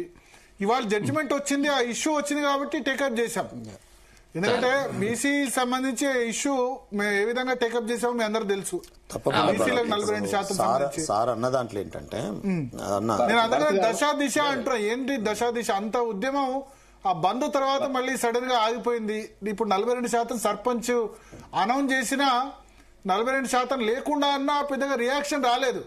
నేను అందుకనే విప్రకాష్ గారు అన్నప్పుడు బంద్ అన్న దానిలో నాకైతే కరెక్ట్ అనిపించలేదు. దాంతో కథ బంద్ చేసాం, అయిపోయింది, మా బాధ్యత అయిపోయింది అన్నట్టు కూర్చున్నారు. కానీ నిజంగా దాని గురించి ఫైట్ చేసిన వాళ్ళు మన సర్పంచ్ అంటే మరి ఒక్క దిష్టి బొమ్మ దగ్గర కూడా నాకు ఎక్కడ కనిపించలే. ముఖ్యమంత్రి గారు కాంగ్రెస్ పార్టీ మాత్రం వ్యూహాత్మకంగా ఒకటి మాత్రం ఒక గుదిబండని బీసీల పట్ల వేసింది. ఈ 42% అనేది ఎక్కడికే ఇవాల్వ్ చేసినారో, ఆ ఫిగర్ ఎట్లకెళ్ళి వచ్చిందో, అసలు దాన్ని ఎట్లా రూపొందించినారో, ఆ 42 అనేది ఎవరు చెప్పినారో తెలియదు. అయిపోయిందంటే రేపు సర్పంచ్ సీట్లు కూడా 42%, ఎంపీటీసీలు రేపు లోకల్ బాడీస్ వస్తే 42% అడిగేటట్టే ఉంది. మేమెంతో మాకంతా అనే నినాదం నుంచి ఎక్కడికి పడిపోయినామంటే ఇలా 42% అందరూ ఊత పదం లాగా మాట్లాడడం మొదలు. అక్కడ అన్యాయం చేయడంలో మాత్రం ముఖ్యమంత్రి మాధవరెడ్డి గారు వెర్షన్ తీసుకుందాం. మాధవరెడ్డి గారు, గుడ్ ఈవినింగ్ భరత్ గారు, అందరికి నమస్తే. మొత్తం ఇదంతటిగా మీరే కారణం అంటున్నారు. మాధవరెడ్డి కేసు చేశాడు, మాధవరెడ్డి కేసు అయిపోతే అయిపోయేది, ఈ పార్టీకి ఎలక్షన్ అయిపోయేది. మొదలు ఎవరు ధైర్యం చేయలేదు. తర్వాత మాధవరెడ్డిని చూసి ఆ తర్వాత 30 మంది సపోర్ట్ గా పిటిషన్ వేశారు. మొదలు ఎవరు వస్తారా అంటే, మొదలు ఇటువంటి కేసుల్లో బీసీలకు వ్యతిరేక అనిపించుకోవడానికి ఎవరు ముందుకు రారు. చాటు మాటలో చాలా మంది ఉంటారు. మీరు పిటిషన్ ఫైల్ చేసేంత వరకు లేదు. తర్వాత చూస్తే 30 పిటిషన్ల వ్యతిరేకంగా ఫైల్ అయినాయి. అంటే అందులో ఎక్కువ మంది వీళ్ళు బీసీ సంఘాల వాళ్ళు వేసారు, ఓసీ సంఘాల వాళ్ళు వేసి మొత్తం 7 మాత్రమే. భరత్ గారు, ముఖ్యంగా ఏంటంటే బీసీలకు మేము వ్యతిరేకంగా అని స్పష్టంగా చెప్తా ఉన్నాం. నేను కాకపోతే ఇంకో ఆయన వేస్తాడు పిటిషన్. ఇది ఏంటంటే రాజ్యాంగబద్ధంగా 50% రిజర్వేషన్ దాటొద్దు అని ఏదైతే ఉందో మొదటి నుంచి కూడా జస్టిస్ ఈశ్వరయ్య గారు, శరత్ గారు మొదటి నుంచి చెప్తారు, అయ్యా ఇది ఇంత ముందుకు ఇంద్రసాని కేసు ఉంది, మహారాష్ట్ర కేసు ఉంది, ఇవన్నీ కూడా 50% దాటవద్దని ఉంది. మీరు ఎవరైతే ఇప్పుడు ఈ రోజు ఏంటంటే ఈ బీసీ నాయకులు ఉన్నాయి కదా, నిన్న మొన్న బీసీ సంఘం ఏది రేవంత్ రెడ్డికి బదిలీ చేసిన బీసీ సంఘ నాయకులు ఉండే కదా, వాళ్ళని తీసుకొని చర్చ పెడితే వాస్తవం తెలుస్తుండే. వాళ్ళు వాస్తవాన్ని వదిలిపెట్టి ప్రజలను రెచ్చగొట్టుకుంటా ప్రజలను మభ్య పెట్టుకుంటా ఇప్పుడు 50% రిజర్వేషన్ దాటొద్దు అనేది ఇంత ముందుకున్నటువంటి తీర్పులు ఉన్నాయి. ఆ తీర్పులు కూడా ఈశ్వరే సార్ చెప్పిండు, శరత్ గారు చెప్పిండు, చాలా మంది మేధావులు చెప్పారు. అయినా కూడా వాళ్ళు ఏం చేశారు, శరత్ అదేంటి మన తీర్పులను మర్చిపోయి రెడ్ల మీదనో లేకపోతే ముఖ్యమంత్రి గారు చెప్పారు కాబట్టి ఇంకో మిగతా పార్టీల మీదనో వేయడం నెపం వేయడానికి ప్రయత్నం చేశారు. సరే ఇప్పుడు కూడా ఒక మాట చెప్తా ఉన్నా, ఈశ్వరయ్య గారు ఏమంటారు అంటే 9వ షెడ్యూల్లో పెడితే ఇది మంచిగా ఉంటది, 9వ షెడ్యూల్లో పెడితే రక్షణ ఉంటుంది అంటారు. వాస్తవంగా 9వ షెడ్యూల్లో కూడా వాళ్ళు రివ్యూ చేస్తామని చెప్పారు సార్. రివ్యూ చేస్తామని చెప్పారు కానీ రివ్యూ చేయలే కదా. 30 ఏళ్ళుగా కంటిన్యూ అవుతుంది తమిళనాడు రిజర్వేషన్. 33 years 92లోనే ఎప్పుడు అయింది, 33 సంవత్సరం 91 94 అనుకుంటా, 31 సంవత్సరాలు ఇంప్లిమెంట్ అవుతుంది. రివ్యూ చేసినాడు చూద్దాం. షెడ్యూల్ 9 లకు కూడా పెట్టి ఇవ్వద్దు, బీసీలకు న్యాయం జరగొద్దు. మాధవ్ రెడ్డి సీనన్న నువ్వు మాట్లాడితే ఎట్లుంటా అంటే స్పష్టంగా ఉండదు, దాన్ని ఎటువంటి తీసుకోపోయి కన్ఫ్యూజ్ చేస్తావు. ఎంబీసీల గురించి ఎందుకు మాట్లాడతా, గులాబీ షర్ట్ వేసుకొని రాగానే అర్థమైంది మాధవ్, నాకు అన్ని తెలుసు కదా. నాకు తెలుసు మీ వెనకాల ఉన్నది ఎవరో, చేపించేది ఎవరో, చేసేది ఎవరో అన్ని తెలుసు. కానీ షెడ్యూల్ 9 లో పెట్టి కూడా బీసీలకు ఇవ్వద్దు నీ ఆవేదన. లేదే అవకాశం లేదని నేను మాట్లాడుతున్నా. అవకాశం ఉంటే చెప్పు, ఎట్లుందో చెప్పు. నువ్వు న్యాయవాది, అంత పెద్ద జస్టిస్, రిటైర్డ్ జస్టిస్, అక్కడ మా గొప్ప అడ్వకేటు మా శరత్ అన్న, వీళ్ళందరు కాదు ఇక అక్కడ ఈయన మా ప్రకాష్ అన్న, అక్కడ BC commission member, BC corporation chairman, అడ్వకేట్లము, ఇక మేము అన్ని వృధానే. ఇప్పుడు అన్న శరత్ గారు ఒక మాట అన్నాడు, ఏమన్నారు, ఎవరైతే రెడ్డి జాగృతి వాళ్ళు ఉన్నారో వాళ్ళు ఈ కోర్టులకు ఎట్లయితే తట్టుతారో వాళ్ళు ఒక ప్లాన్ ప్రకారం ఉన్నారు, వాళ్ళ వెనుక మంచి లాయర్ ఉన్నాడు, వాళ్ళు స్పష్టంగా ఒక ప్లాన్ ప్రకారంగానే. అంటే మేము సుప్రీంకోర్టు పోయినప్పుడు ఓడిపోయినప్పుడు చాలా మంది అరే కేసు ఓడిపోయారు అన్నారు, కేసు తీసుకున్నప్పుడు. కానీ శరత్ కుమార్ ఏం చెప్పాడు, స్పష్టంగా వాళ్ళు ఏ ప్లాన్ ప్రకారం పోతారు, మా పీసీ నాయకులు మాత్రం ప్లాన్ లేకుండా పోతారు, ఆగమాగం అవుతారు, వాళ్ళకు అవగాహన లేకుంటున్నారని చెప్పారు. ఈ రోజు కూడా అదే చెప్తున్నా కదా, శరత్ కుమార్ గారిని అడగండి, చెప్తారు కదా 9వ షెడ్యూల్ కూడా నేను నిలబడదని అంటున్నా, రివ్యూ చేస్తారని అంటున్నా. నాకు అవగాహన ప్రకారం మాట్లాడుతా ఉన్నా, చట్టం గురించి కొద్దిగా తెలుసు కాబట్టి అడుగుతున్నా. మీకు తెలుసు ఇక్కడ ఉన్న వాళ్ళంతా కూడా అడ్వకేట్లే. నేను ఇవాళ ప్యానల్ పెట్టింది అందరూ అడ్వకేట్లే. మీరు చూడండి ఇక్కడ ఉన్న వాళ్ళు, వి ప్రకాష్ గారు అడ్వకేట్, నాన్ అడ్వకేట్. అంటే ఇక్కడ ఒక్కోసారి మా క్లయింట్లు సంవత్సరాల తరబడి కోర్టు చుట్టూ తిరిగి రిజర్వేషన్ నిలబడయు, బీసీలకు రిజర్వేషన్ నిలబడదు, ఇట్లా అయితే కాదు, 9వ షెడ్యూల్లో పెడితేనే రక్షణ కలుగుతుంది అని చెప్పిన వాళ్ళే వీళ్ళందరూ కూడా ఏదైతే మిగతా బీసీ సంఘాలు చెప్తున్నప్పుడు వీళ్ళు చెప్పారు వాళ్ళు, అరే ఇట్లా కాదయ్యా ప్రభుత్వం చెప్పింది కాదు, ఇట్లా 50% దాటి రిజర్వేషన్ ఇవ్వడానికి వీల్లేదని చెప్పిన వాళ్ళే వీళ్ళందరూ. అడగండి, ఈశ్వరయ్య గారు మాట్లాడారు, శరత్ గారు మాట్లాడారు, ప్రకాశ్ కూడా మాట్లాడారు. భరత్ గారు చెప్పండి, అసలు బిల్లు రెఫరెన్స్ చేసినప్పుడే 9th షెడ్యూల్ లో పెట్టమని పంపలేదండి. అతను డాక్టర్ లక్ష్మణ్ ఫస్ట్ దాని మీద చెప్పినాడు, మీరు 13B కింద పంపలేదు, మీరు చాలా పొరపాటు చేసినారు అని. ఆ తర్వాత దెన్ వి రియలైజ్ అరే this people have not intended the bill to be placed in the 9th schedule, వీళ్ళు ఆ రకంగా ప్రొసీడ్ కాలేదని. అంటే fundamentally at the elementary stage it self, at the embryonic stage the government has shown it's colours that it is not interested in 9th schedule inclusion అనేది. Okay, ఒకసారి ఒక్క నిమిషం మాధవరెడ్డి గారు, ఎందుకు వి హనుమంతరావు గారు లైన్ లో ఉన్నారు, బీసీ సంబంధించి బీసీల ఫోరం నిర్వహించి చాలా యాక్టివ్ గా ఉన్నారు. హనుమంతరావు గారు చెప్పండి. ఇవాళ సుప్రీంకోర్టు జడ్జిమెంట్ గవర్నర్ రాష్ట్రపతికి సంబంధించి వచ్చింది. 3 నెలలలోపు బిల్లు యాక్సెప్ట్ చేయాలని అట్లా రూల్ ఏం లేదని తన జడ్జిమెంట్ తానే తిరగ రాసిన పరిస్థితి. At the same time inordinate delay ఉండకూడదు అని చెప్పింది. మరి సర్పంచ్ ఎలక్షన్స్ ఏమో 42% లేకుండానే చేసేస్తున్నారు. మీరు ఎందుకు వ్యతిరేకించలేదు దీన్ని? ఇది వ్యతిరేకం అంటే మేము మొదలే ఆర్డినెన్స్ తీసినాము. ఇప్పటిదానికా గవర్నర్ మీరు మమ్మల్ని అడుగుతున్నారు, గవర్నర్ ఏం చేయాలి, ఎస్ఆర్ నో చెప్పాలి కదా. ఆమె కోల్డ్ స్టోరేజ్ లేస్తుందా? ఇవాళ ఏదైతే ఈడీ కేసు ఉన్నది కదా మనీ లాండరింగ్ లా, దాని మీద ముఖ్యమంత్రి గారు చెప్తే ఇవాళ అది ఈడీ కేసు చేయొచ్చు అని ఇచ్చింది కదా గవర్నర్. ఇచ్చిందా లేదా? మరి ఇదెందుకు చేయదు గవర్నర్? ఎంతసేపటికి మమ్మల్ని అడుగుతారు ఏంటండి? నేను అనేది ఏంటంటే గవర్నర్ డ్యూటీ ఏంటి? మీరు అసలు గవర్నర్ చేసే విధంగా మీరు ఒత్తిడి తీసుకురావట్లేదు. ఇండియా కూటమి ఎంపీలు ఎందుకు పార్లమెంట్ సమావేశాల్లో గొడవ చేయట్లేదు? జంతర్ మంతర్ ధర్నాకు రాహుల్ గాంధీ ఎందుకు రాలేదు? అది కాదండి, నన్ను అడుగుతున్నారు. మరి మన బీసీ నాయకులైనటువంటి బీజేపీ వాళ్ళు వచ్చి మేము రిజర్వేషన్ల అసెంబ్లీలో మద్దతు ఇస్తారు, బయటకు వచ్చినాక మాట మారుస్తారేంది? ఇప్పుడు జస్టిస్ ఈశ్వరయ్య గారు కూడా ఉన్నారు. ఆయన ఏమంటారంటే రాహుల్ గాంధీ ఎందుకు రాలేదు జంతర్ మంతర్ ధర్నాకి? రెండవది ఇవన్నీ కూడా ఇప్పటి వరకు అది కాదండి, రాష్ట్ర ముఖ్యమంత్రి రాహుల్ గాంధీ రావాల్సిన అవసరం. రాహుల్ గాంధీ రేపు ఏదైనా మాట్లాడేది ఉంటే పార్లమెంట్ లో మాట్లాడతాడు. మరి అది కాదండి, ముఖ్యమంత్రి గారు చెప్పిండ్రు ఏమయ్యా కిషన్ రెడ్డి ప్రధానమంత్రి గారు ఆయన ఎందుకు తీసుకుపోతలేడు? ఎంతసేపటికి మాదే తప్ప అంటారేంది? నాకు అర్థం కాదు. మీడియా కూడా దిస్ ఇస్ నాట్ కరెక్ట్. 2000 ఉండాలి. కేంద్రంలో ఎవరు ప్రభుత్వం ఉన్నది? నరేంద్ర మోడీ ప్రభుత్వం ఉంది. మరి నరేంద్ర మోడీ తనకు తాను ఓబీసీ అనుకుంటాడు కదా, మరి ఎందుకు చేస్తారు? అదే సోనియా గాంధీ చేసిందా లేదా? ఐఐటి ఐఐఎం లో సుప్రీంకోర్టు కొట్టేస్తే మన్మోహన్ సింగ్ చెప్పి బిల్లు పాస్ పెట్టింది. ఐఐటి మా పిల్లలు 1,20,000 రూపాయలు జీతం సంపాదిస్తున్నారు. All India institute of medical sciences లో డాక్టర్లు అవుతున్నారు. వాళ్ళని అడగలేదు ఎంతసేపటికి రాహుల్ గాంధీ ఎందుకు రాలేదు, రాహుల్ గాంధీ ఎడ వండుకున్నాడు. ఇదే పని మీది? నాకు అర్థం కాదు. ఈశ్వరయ్య గారు ఇక్కడేం చేస్తున్నారు వీళ్ళు?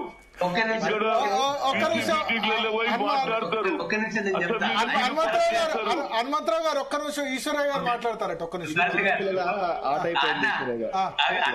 హనుమంతన్న ఒక్క నిమిషం. హనుమంతన్న ఒక్క నిమిషం. హనుమంతరావు గారు ఆడియో లో ఉంది. పిసిఆర్ గారు ఇది ఒక్క నిమిషం హనుమంతరావు గారు మాట్లాడింది నేను జవాబు చెప్పా. Thank you. ఒక్క నిమిషం హనుమంతరావు గారు చెప్పారంటే బీసీల భవిష్యత్తు అంతా ఈజీగా మాట్లాడితే ఎట్లా భరత్ గారు? ఒక్క నిమిషం మాధవరెడ్డి గారు. ఈశ్వరయ్య గారు బీజేపీని ఎందుకు క్వశ్చన్ చేయట్లేదు అని అంటారు, మమ్మల్ని క్వశ్చన్ ఎందుకు ఇస్తారు? హనుమంతన్న మొదటి నుంచి తర్వాత 2-3 క్లారిఫికేషన్స్ కూడా ఇవాళ. తర్వాత భరత్ గారు ఇప్పుడు ఇది గజెట్ నోటిఫికేషన్స్ అయినాయి చూడండి. ఇప్పుడు గజెట్ నోటిఫికేషన్స్ అయినాయి. ఇవి గజెట్ నోటిఫికేషన్ అయినా ఇది ప్రెసిడెంట్ ఆఫ్ ఇండియా ఎసెంట్ కాదు. ఇందులో ఆర్టికల్ 31C ప్రకారం చేసినారు. ఇందులో మీరు చూడండి, చూపిస్తున్న లాస్ట్ పోర్షన్ మీరు చూసినట్లయితే ఇందులో ఈ బిల్లును పాస్ చేసినారు. బిల్లును పాస్ చేసి for the consideration and Accent of the president of India under article 31C ఉన్నది. ఇప్పుడు ఈ బిల్లు తయారు చేసిన దాంట్లో మాత్రం అందులో డిఫెక్ట్ ఏం లేదు. నోటిఫికేషన్ ఇచ్చినారు. ప్రెసిడెంట్ ఎస్ఎంట్ కి 31C కిందనే పంపినారు. ఆమె ఉభయ సభలు క్లియర్ చేసి మన ప్రెసిడెంట్ ఆఫ్ ఇండియాకి పంపితే ఆమె ఎస్ఎంట్ ఇస్తే అప్పుడు 31B కింద కాన్స్టిట్యూషనల్ ప్రొటెక్షన్ వస్తుంది. ఇంకొకటి హనుమంత్ అన్నట్లు మధ్యాహ్నం వచ్చి బుల్డోజ్ చేసిపోతే అసలు కాంగ్రెస్ పార్టీ మన సీనియర్ మోస్ట్ లీడర్ ఇన్ ఇండియానే. ఇప్పుడు ఇక్కడ ఆయన చట్టానికి సంబంధం లేకుంటే ఎన్నో ప్రామిసెస్ చేయొచ్చును. నేను ముందుగానే చెప్పిన ఏది బీసీలకు 20,000 కోట్లు ప్రతి సంవత్సరం ఇస్తున్నాను. 8,000 కోట్లు ఇచ్చిందంటే దాని తర్వాత 75 నామినేటెడ్ పోస్టులు ఇచ్చాడు. 75 నామినేటెడ్ పోస్టుల్లో 53 మొత్తం అగ్ర కులాల వాళ్ళకి, అట్లా 33 రెడ్లకే. బీసీలకు ఏమి ఇచ్చిండు? ఎస్సీ ఎస్టీ బీసీలకు మేము మా ఎస్సీ ఎస్టీ బీసీలు కలిసి 85% ఇస్తే మాకు ఎంత పర్సెంట్ ఇచ్చిన వాళ్ళది? కాబట్టి ఏ రకమైన చిత్తశుద్ధి కాంగ్రెస్ కు లేదు, ముఖ్యమంత్రి గారికి లేదు. వీళ్ళెవరు మాట్లాడరు. మా బీసీ నాయకులు మా దురదృష్టం అది. వీరు వచ్చి అక్కడ పోయి గట్టిగా మాట్లాడేది వీళ్ళు మాట్లాడరు. ఇక్కడ మా మీద అబండాన్ని అనడం అంటే దుర్భాగ్యం చాలా.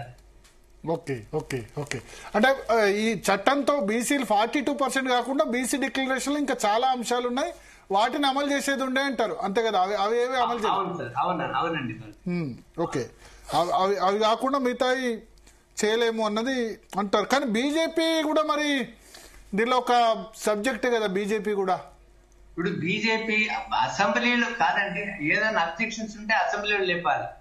అసెంబ్లీలో గుట్టు చప్పుడు కాకుండా ఆమోదించి బయటికి రాగానే మళ్ళీ వాళ్ళు కలర్స్ మార్చి ఈ రకంగా అందులో ముస్లిమ్స్ ఉన్నారు, 4% రిజర్వేషన్స్ ముస్లిమ్స్ కి ఇస్తున్నారు. ముస్లిమ్స్ ఉత్తరప్రదేశ్ లో 20 మంది ముస్లిం 20 కులాలు ఉన్నాయి, బీహార్ లో 20 కులాలు ఉన్నాయి, ప్రధానమంత్రి సొంత రాష్ట్రమైన గుజరాత్ లో 12 కులాలు ఉన్నాయి. మన దగ్గర కూడా ఉన్నాయి కదా దూదే కులా ఇవన్నీ ఉన్నాయి. అది వేరు. ఇక్కడ ఎన్మాస్ గా చేర్చారు కదా. ఇక్కడ 80% 89% ముస్లింస్ బీసీలు కలిపారు. కలిపితే ఏమైంది? జిహెచ్ఎంసీ ఎన్నికల్లో రిజర్వ్ చేస్తే 50 సీట్లు రిజర్వ్ చేస్తే 33 వాళ్ళకే పోయినాయి. అది కూడా ఆలోచించాలి కదా. ఇప్పుడు 90% ముస్లింస్ బీసీలో గతంలో, ఎందుకంటే ఇక్కడ ముస్లింలు ఇక్కడ పాలకులుగా ఉన్నారు కదా. అందుకనే నేను ఫస్ట్ ఏం చెప్పినా, శ్రీనివాస్ అన్న అడిగిన వందల సంవత్సరాలు ఇక్కడ వర్గీకరణ చేయనందువల్ల ఈ అన్యాయం జరిగింది. అగ్ర బీసీ కులాలకు తీసుకుపోతే గానీ ఎంబీసీస్ కు ఏమి న్యాయం జరగదు. కాబట్టి వర్గీకరణ పెట్టకపోవడం కూడా ఘోర చారిత్రాత్మక తప్పిదము లోకల్ బాడీస్ లో కూడా వర్గీకరణ లేనందువల్ల. ఓకే. సో మనతో పాటు ఉపేంద్ర గారు ఉన్నారు. ఒక నిమిషం. బీసీ కమిషన్ మాజీ సభ్యులు ఉపేంద్ర గారు, ఏంది బీఆర్ఎస్ వాళ్ళు కేంద్రంలో లేవు, రాష్ట్రంలో లేవు అధికారం కాబట్టి సైలెంట్, అంతే. చేస్తే చేయనివ్వండి, లేకపోతే లేదు. అట్లానే ఎందుకంటారండి? మేము మొదటి నుంచి కూడా లైన్ ఉన్నది కదా. ఫస్ట్ గవర్నమెంట్ మొదటి నుంచి అంటే అసలు ఇప్పుడు సర్పంచ్ ఎన్నికలు 18% జరగడానికే మీరే కారణం అంటున్నారు కదా. 18% సర్పంచ్ 18% వచ్చింది. జిహెచ్ఎంసీలో అవకాశం ఉండే 41% ఇవ్వస్తుండే. మీరు ఎస్సీ లేడు, ఎస్టీ 2 పోతే 40% అప్పుడు 33 ఇచ్చారు మీరు. అప్పుడే ఆనాటి సీఎం ఆధ్వర్యంలో ఉద్యమం గనక చేసి ఉంటే, మొదలు పెట్టి ఉంటే కొన్ని రోజులు ఇటువంటి వ్యవహారము, ఈ రోజు వరకు అది పండుమకి ఉద్యమం జర సార్థకం అయ్యేది. చెప్పండి. నేను ఏమంటున్నా అంటే సార్, మొదటి నుంచి కూడా ఇప్పుడు ఏదైతే మొదటి గవర్నమెంట్ వచ్చిందో, మొదటి గవర్నమెంట్ లోనే అసెంబ్లీలో తీర్మానం చేసి బీసీలకు చట్టసభలలో అండి, ఇక్కడ లోకల్ బాడీ కాదు మేము మాట్లాడేది, 42% విద్యా ఉద్యోగాలలో కాదు, చట్టసభలలో మాకు 33% రిజర్వేషన్ ఇవ్వాలని చెప్పేసి ఇక్కడి నుంచి తీర్మానం చేసి, 2వ పాయింట్ కులగణన చేయాలని చెప్పేసి, ఆ తర్వాత అనేక దఫాలుగా బీసీ విషయాల పట్ల చాలా స్పష్టంగా పోయింది కదా. ఇప్పుడు బీఆర్ఎస్ ని ఆ రోజు కూడా మేము ముందు పోతే అప్పుడు కూడా మనము 34% తోటి ఇవ్వాలని చెప్పేసి అప్పుడు 50% దాటిపోయింది రిజర్వేషన్స్. అప్పుడు కూడా వీళ్ళే కదా, మన ఈ సిద్దిపేటకు సంబంధించిన వాళ్ళే కదా 2 రెడ్లు ఆ సుప్రీంకోర్టు దాకా పోతున్నాయి కదా, వెనకకు వచ్చింది. సేమ్ మళ్ళీ ఇప్పుడు అదే చెప్తున్నారు. ఇప్పుడు ఏదైతే అంతకుముందు వాళ్ళు కూడా సిద్దిపేట వాళ్ళు కూడా వీళ్ళ పార్టీలనే ఉన్నారు కదా. సార్ మీరు గమనించాల్సింది ఏంటంటే, కృష్ణమూర్తి కేసే అన్నిటికి అడ్డం. దానికి ముందు ఇంద్రసాని కేసు. మరి ఇంద్రసాని కేసులో ఇప్పుడు అసలు మాట్లాడితే మరి 50% అనేది ఎక్కడి నుంచి వచ్చింది? అది రాజ్యాంగంలో ఎక్కడ లేదు కదా 50% ఉండాలని. 9 మంది జడ్జిలు ఉంటే మన ఇంద్రసాని కేసులో 5 మరి అపహెల్డ్ చేశారండి రిజర్వేషన్ ని, 4 డిఫర్ అయ్యారు. మరి అది ఆ విషయం చెప్పరేందుకు? అదే విషయాన్ని పట్టుకొచ్చి 50% అని చెప్తున్నారు. మళ్ళీ అదే తర్వాత ఈడబ్ల్యూఎస్ రిజర్వేషన్ వచ్చినప్పుడు కూడా 50% దాటిపోయింది కదా. ఈ విషయాలన్నీ మరి సుప్రీంకోర్టు ఎందుకు మాట్లాడదు? వాళ్ళే జడ్జిమెంట్లు ఒక రకంగా ఇస్తారు, మళ్ళీ ఈ రోజు ఇచ్చిన జడ్జిమెంట్ మళ్ళీ వాళ్ళే వెనకకి తీస్తారు. శరత్ సార్ చెప్పినట్టు ఇనార్డినెన్స్ డిలే అంటే మరి ఎప్పటి వరకు? మళ్ళీ దానికి సంబంధం ఉండదు. నేను ఏమంటున్నా, ఏంటి గందరగోళము? ఈ దేశంలో అసలు జనాన్ని లెక్కబెట్టమని చెప్పేసి 1831లో బ్రిటిష్ గవర్నమెంట్ న్యాయమంటున్నా. నేను ఇలా భారతదేశంలో ఉంటున్నావా? అసలు బీసీలు అనే వాళ్ళు మనుషులేనా? పసిగణన చేసిరండి మొన్న. పసిగణన చేస్తే వాడు పురులు లెక్క పెడతారట, ఏనుగులు లెక్క పెడతారట. మరి ఈ రకంగా పశువులు, నక్కలు, కుక్కలు ఇవన్నీ లెక్క పెడుతుంటే అసలు జనాన్ని లెక్క పెట్టమనే పరిస్థితిలో తీసుకొచ్చారు కదా. అంటే ఎక్కడ పోవాలండి? ఈ దేశంలో ఎవరికి చెప్పుకోవాలి? ఇది బీసీల సమస్యలు అనేది అరణ్య రోదన. ఇంతసేపు ఒక నేషనల్ కమిషన్ చైర్మన్ చేసిన, ఒక హైకోర్టులో జడ్జిగా చేసినటువంటి వ్యక్తులు, అక్కడ ఉన్నటువంటి ప్యానెల్లో ఉన్నటువంటి అందరూ రాజ్యాంగం చదివినటువంటి వాళ్ళు ఇంతసేపు చర్చ చేస్తే చిలికి గాలివాన అయింది. కానీ ఈ దేశంలో ఎలాంటి జటిలమైన సమస్యను తీసుకొచ్చారు? ఇప్పుడు మీరు తీసుకొచ్చిన సమస్య ఇంకా జటిలమైంది. మరి ఇట్లాంటి పరిస్థితిలో పెడితే ఇక్కడ దేశంలో ఈ రాజ్యాంగాన్ని మేము ఎట్లా గౌరవించాలి? ఈ సుప్రీంకోర్టులో ఈ విషయానికి వచ్చినప్పుడు ఈడబ్ల్యూఎస్ వస్తే రాత్రికి రాత్రి ఎట్లా పోతుందండి? మహిళా బిల్లు తీసుకొచ్చినారు, మహిళా బిల్లు ఎట్లా పోయిందండి? మహిళా బిల్లులలో ఓబీసీ రిజర్వేషన్ తెలిసినారండి. అంటే మహిళా బిల్లు మీ ఇష్టం వచ్చినట్టు చేసుకుంటారు, తర్వాత ఈడబ్ల్యూఎస్ మీ ఇష్టం వచ్చినట్టు చేసుకుంటారు. బీసీలకు వచ్చేసరికి కృష్ణమూర్తి కేసులో మళ్ళీ ట్రిపుల్ టెస్ట్ అంటారు. మళ్ళీ ట్రిపుల్ టెస్ట్ అన్న తర్వాత జనాన్ని మొత్తం తీసుకురమ్మంటాడు. తీసుకొచ్చిన తర్వాత మరి క్షేత్రస్థాయిలో పర్యటన అంటాడు. అన్యాయంగా చెప్పినాక కూడా ఇంత ఉంటుంటే ఇప్పుడు 50% దాటిపోయి జనం ఉన్నదని తెలిసినప్పటికీ కూడా 50% లోపల ఏమన్నట్టు చెప్తావు నువ్వు? అంటే ట్రిపుల్ టెస్ట్ ఏంటి? దానికి ట్రిపుల్ టెస్ట్ కు ప్రామాణిక దేనికి అంటున్నా నేను? అంటే 50% లోపు రిజర్వేషన్ ఈయనకి ఈ ట్రిపుల్ టెస్ట్ ఎందుకు అంటారు నేను? అంటే ఎవరు అడిగేవారు లేరు. మీ ఇష్టం వచ్చినట్టు జడ్జిమెంట్లు ఇస్తారు, మీ ఇష్టం మీరు అనొచ్చా అట్లా? ఎందుకంటే మీరు కూడా లాయర్, అట్లా మీ ఇష్టం వచ్చిన జడ్జిమెంట్లని అనొచ్చో లేదు, కంటెంప్ట్ ఆఫ్ కోర్ట్ వస్తుందేమో మళ్ళా. సార్ ఒకటి భరత్ గారు సమాధానం చెప్పండి. Triple test, what do you mean by triple test? Dedicated commission appoint చేసి క్షేత్రస్థాయిలో నువ్వు జనం ఎంత ఉందో సేకరించిన తర్వాత, పొలిటికల్ బ్యాక్వర్డ్నెస్ చెప్పిన తర్వాత మళ్ళీ నువ్వు 50% దాటొద్దు అంటాడు. అరే నువ్వు మొత్తం క్షేత్రస్థాయిలో తిరిగిన తర్వాత 60% ఉన్నారండి, 60% ఉన్న వాళ్ళకి 60% రిజర్వేషన్ ఇవ్వాలా వద్దా? ఇదే కదా ధర్మం, ఇదే కదా న్యాయం. కానీ నువ్వు 50% దాటొద్దని ఎట్లంటో అంటున్నావు నేను. అంటే మరి ఈ triple test, what is the use of triple test? SC ఎస్టీలకు రిజర్వేషన్ ఉన్నది జనాభా ప్రతిపాదన ఇవ్వరండి, జనాభా ఉన్న పేదల వాళ్ళకి మాత్రమే రిజర్వేషన్ ఇస్తారు. ఎస్సీ ఎస్టీలకు పోయిన తర్వాత మిగతాది మిగిలింది 50% లోపు బీసీలకని తేల్చేస్తే అయిపోయేదాకా ట్రిపుల్ టెస్ట్ ఎందుకు అంటున్నా నేను. కృష్ణమూర్తి కేసు అన్ని రోజులు మరి ఆర్గ్యుమెంట్ చేసిన తర్వాత 5 జడ్జిలు కూర్చున్న తర్వాత నేను అడుగుతున్నా. అంటే బీసీలకు ఒక నిమిషం, ఎస్సీలకేమో ప్రపోర్షనేట్ రిజర్వేషన్ ఉంది జనాభా ఆధారంగా, బీసీలకు అట్లా లేదు కదా, కాన్స్టిట్యూషన్ పరంగా వచ్చింది కాదు కదా, మండల్ కమిషన్ ఆధారంగా కదా. అవును సార్, నేను ఒకటే మాట్లాడుతున్నా. అది మర్చిపోయాడు సార్, అది మర్చిపోయి తీసుకొని రిజర్వేషన్ మీద ఇంకా కొట్లాడుతారు సార్. నేనేమంటున్నా, జడ్జిలను కూడా విపరీతంగా ప్రశ్నించే స్థాయికి ఎందుకు వస్తుంది ఏదో వాళ్ళ అగ్రవర్ణాలని? ఇది తప్పు సార్. ఇప్పుడు ఒక న్యాయమూర్తి, ఒక న్యాయవాది అయ్యింది, మాట్లాడు తర్వాత మాట్లాడు మధు, నువ్వు తర్వాత మాట్లాడదు. నేను అడ్వకేట్ ఏం మాట్లాడాలో నాకు తెలుసు. నేను ఏమంటున్నా, మీరు కూడా మనిషే కదా. నేనేమంటున్నా, నువ్వు మాట్లాడేటప్పుడు నేను డిస్టర్బ్ చేయలే, నీ ఆర్గ్యుమెంట్ నేను వ్యతిరేకంగా చెప్పలే. నేను చెప్పని అక్కడ ఉన్న వాళ్ళంతా ఇప్పుడు జడ్జి గారు ఉన్నారు, అక్కడ ఉన్న వాళ్ళంతా అడ్వకేట్సే. ఏదైనా ఉంటే వాళ్ళు నాకు సవరిస్తారు, ఎందుకంటే బీయింగ్ నేను జూనియర్, వాళ్ళంతా సీనియర్స్. నాకు ఇట్లా మాట్లాడదు. నేను ఏమంటున్నా, జనాభా ప్రపోర్షనేట్ రిజర్వేషన్ ఎస్సీ ఎస్టీకి ఇచ్చిన తర్వాత మిగిలింది బీసీ కంటే అయిపోయేది కదా అంటున్నా. Triple test, what is the use of triple test? ఇలా 170 కోట్ల రూపాయలు ఎందుకు ఖర్చు పెట్టించారు ఈ దేశంలో? అంటే పశుగణన చేయడానికి 100 కోట్ల రూపాయలు ఖర్చు పెడతావు, బీసీల లెక్కలు చేయడానికి నీకు మనసు ఎందుకు రావట్లేదు అంటున్నా. చేస్తున్నారు కదా ఇప్పుడు, బీసీ లెక్కలు చేస్తున్నారు కదా 26, 27లో. 80 సంవత్సరాల తర్వాత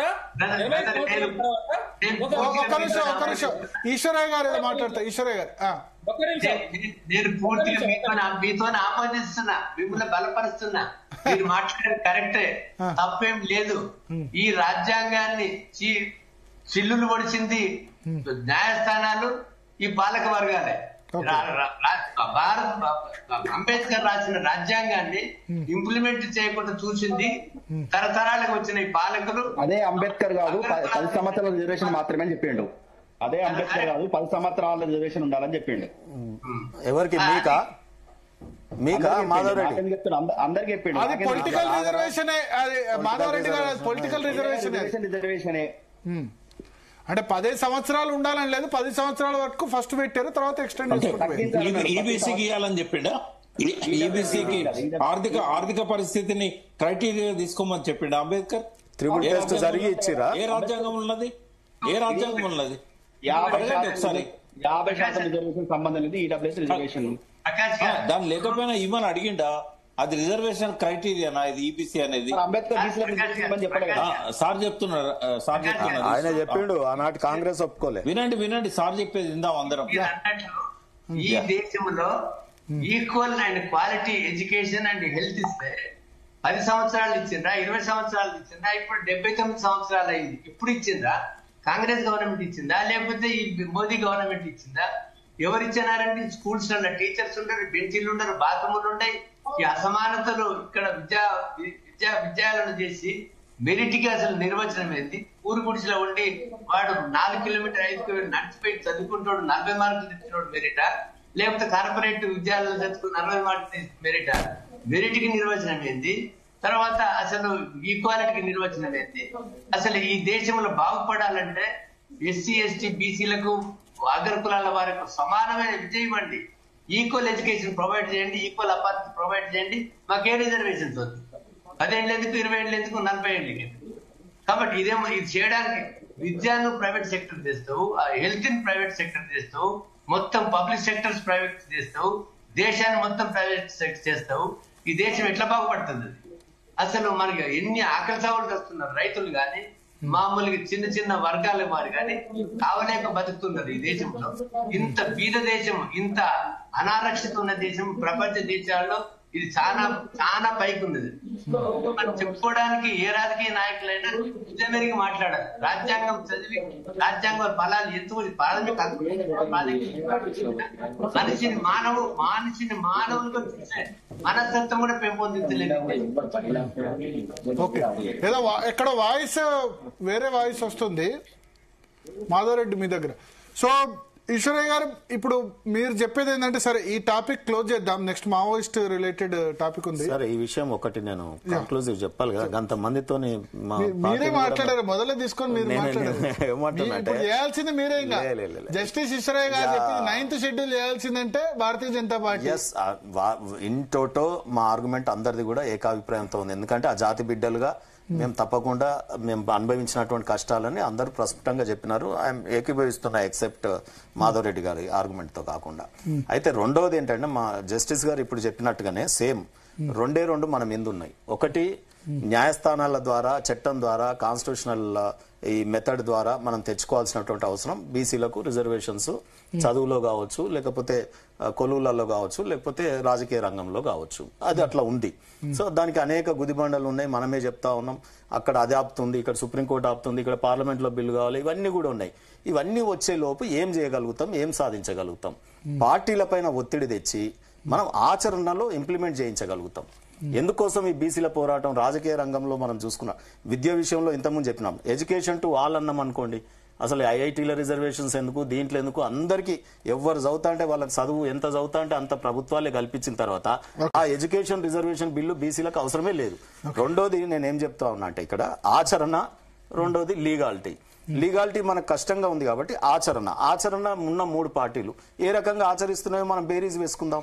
ఇవాళ ప్రధానమంత్రి పదవులు కావచ్చు, ముఖ్యమంత్రి పదవులు కావచ్చు, ఇవాళ రాష్ట్రపతి పదవులు కావచ్చు, మంత్రిమండలిలో జనాభా ప్రాతిపదికన నియామకాలు కావచ్చు, కేబినెట్ నియామకాలు, లేకపోతే నామినేటెడ్ చైర్మన్స్ కావచ్చు, ఇవన్నీ కూడా ఆచరణ రేవంత్ రెడ్డి గారు తలుచుకుంటే, రాహుల్ గాంధీ గారు తలుచుకుంటే అయిపోయేటియే కదా. సో ఎక్కడ ఇవ్వగలుగుతారు? ఇప్పుడు మేము ప్రధానమంత్రి ఇచ్చినాం, పార్లమెంట్ లో ప్రతిపక్ష హోదా రాహుల్ గాంధీ గారు ఇవ్వగలుగుతారా? మాట్లాడుతున్నా కదా, ఆడికొస్తా. మీ డౌట్ ఉంచనే నేను. ఇప్పుడు ప్రధానమంత్రి పదవి బీజేపీ ఓబీసీకి ఇచ్చింది, ఆయన ఏమి ఇవ్వగలుగుతాడు? కాంగ్రెస్ ఈ రోజు ఉన్న పరిస్థితి, ప్రతిపక్ష నాయకుడి హోదా తనకున్నది ఒక బీసీని పెట్టవచ్చు. తర్వాత ఉపరాష్ట్రపతి మేము చేయగలిగినాం, రాజ్యాంగపరమైనటువంటి పదవి. లేదా క్యాబినెట్ లో మేము 28 మంది క్యాబినెట్ మినిస్టర్లను ఓబీసీలను పెట్టినాం జనాభా ప్రాతిపదికన. ఎస్సీలను అదే రకంగా, ఎస్టీలను అదే రకంగా పెట్టినాం. రేవంత్ రెడ్డి గారు కాంగ్రెస్ ఏం చేయగలుగుతుంది? ఈ రాష్ట్రంలో అధికారంలో ఉన్నారు, ఈ క్యాబినెట్ లో అదే పర్సెంటేజ్ బీసీలని క్యాబినెట్ మంత్రులుగా పెట్టమనండి. ఎవరొద్దన్నారు? దీనికి ఏ కోర్టు అడ్డం పడుతుంది? ఏ ఉద్యమాలు అవసరం దీనికి? రేవంత్ రెడ్డి గారు చిత్తశుద్ధి ఉంటే నామినేటెడ్, ఇంతకుముందు మా జస్టిస్ ఈశ్వరయ్య గారు అన్నట్టు 100 నామినేటెడ్ పదవులు ఉంటే అవి మినిస్టర్ హోదా కలిగినాయి. అన్నిటిని కూడా మొత్తం ఒకే సామాజిక వర్గానికి ఇచ్చుకోవడం, తన సామాజిక వర్గానికి ఇచ్చుకోవడం, పరిపాలకుడే తన సామాజిక వర్గం మీద అంత ప్రేమ గురిపిస్తే మిగతా వర్గాలు ఎట్లా రాజధర్మం ఎట్లయితుంది? ఇది రాజధర్మ పరిపాలన కాదు కదా. ముఖ్యమంత్రి విషయం వచ్చినారు మీరు, మేము పార్టీ ప్రెసిడెంట్లు అంటలేమండి. పార్టీ ప్రెసిడెంట్లు ఎవరికైనా ఇవ్వనియండి, అది ఎంతసేపు ఉన్నా కొంత మేరకు ముఖ్యమంత్రి అంత పవర్ఫుల్ కాదు. సో ఈ ముఖ్యమంత్రి పదవిని మేము బీజేపీ ఇస్తాన్నాం కదా ఈ రాష్ట్రంలో, ఇంకా పంచాయతీ ఎక్కడిది మాకు? అందుకే మాలో ఏదేది మేము ఆచరించగలుగుతామో సంపూర్ణంగా మేము ఈ రోజు ఆచరిస్తున్నాం. బీజేపీ పార్టీ దేశంలో ఆచరిస్తున్నాం, ఇక్కడ కింద కూడా ఆచరిస్తున్నాం. మీద నేను వచ్చేది న్యాయస్థానాల ద్వారా వచ్చేటి వాటికి టైం పడుతుంది, టైం బౌండ్ అవుతుంది. ఇది రాజకీయ పార్టీల మీద ఒత్తిడి తేవాల్సిన అవసరం మా ఈశ్వరన్న గానీ మరి మిగతా పోరాట సంఘాలకు గానీ ఉంది. Okay thank you. అంటే ఈ చర్చను ముగించాల్సిన సమయం ఉంది. నెక్స్ట్ మావోయిస్ట్ రిలేటెడ్ టాపిక్ మీద డిస్కస్ చేయాలి. సో స్పందన, ఓవరాల్ గా చూస్తే గనక ఇవాల్టి సుప్రీంకోర్టు జడ్జిమెంట్ తో కొంత గవర్నర్ రాష్ట్రపతికి టైం లిమిట్ 3 నెలల పాటు ఉండే, దాన్ని ఎత్తేశారు. At the same time inordinate delay ఉంటే కోర్టును ఆశ్రయించవచ్చు అని చెప్పారు. కోర్టు డైరెక్షన్ ఇవ్వచ్చు, త్వరగా నిర్ణయం తీసుకోవచ్చు అని చెప్పారు. పాపము మీ ద్వారా రిక్వెస్ట్ చేయమని, వికారాబాద్ మార్కెట్ కమిటీ చైర్మన్ పదవి బీసీఏకి రిజర్వ్డ్ అయి ఉంది. బీసీఏ అంటే సంచార జాతుల ఇటువంటి ఎంబీసీ కమ్యూనిటీస్ ఉన్నాయి. దాన్ని చాటుగా సడి చప్పుడు లేకుండా బీసీ జనరల్ అని పెట్టి ఈ రోజు ఇంకో కమ్యూనిటీకి ఇవ్వడం జరిగింది. ఇంకా ప్రమాణ స్వీకారం కాలేదు. వర్గీకరణ ఉంది. గతంలో నోటిఫికేషన్ పంపిండు నోటిఫికేషన్ కాపీ. బీసీ ఏకి రిజర్వ్ అయింది, అది మళ్ళీ బీసీ జనరల్. రెండోది అంటే మీ ప్రజలు చెప్పారు. రెండోది గవర్నర్లు క్లర్కులు రారండి, వాళ్ళు రాజ్యాంగ స్క్రూటినీ చేసే నింపాందిగానే ఇస్తారు తప్ప ఆగమాగమై ఇయ్యరు. సో మొత్తానికి ఇవాళ సుప్రీంకోర్టు జడ్జిమెంట్ తర్వాత అది కూడా ఒక హర్డిల్. డౌట్, ఇప్పుడు గవర్నర్ ఒక బిల్లుని ఎంతకాలమైన పెండింగ్ లో పెట్టొచ్చు అని సుప్రీంకోర్టు తీర్పిచ్చింది కదా, అంటే ఏంటి బిల్లులకి ఎంతకాలమైన పెట్టే అవకాశం లేదు? అంటే ఇంతకుముందు ఏం చెప్పారంటే, ఇంతకుముందు సుప్రీంకోర్టు జడ్జిమెంట్ 3 నెలలు నెల పాటు టైం లిమిట్ ఇచ్చారు. ఇప్పుడు ఎంతకాలమైనా పెండింగ్ లో పెట్టొచ్చు అనలేదు, బట్ దాన్ని నెల 3 నెలలు ఎత్తేసారు. నెల పాటు 3 నెలల పాటు కాదు, బట్ ఇనార్డినేట్ డిలే చేయకూడదు. ఇనార్డినేట్ అంటే అసాధారణ డిలే చేయకూడదు. చేస్తే గనక ప్రభుత్వాలు కోర్టులను ఆశ్రయిస్తే కోర్టులు ఒక టైం లిమిట్ పెట్టొచ్చు కొంత, అంటే రీజనబుల్ టైం.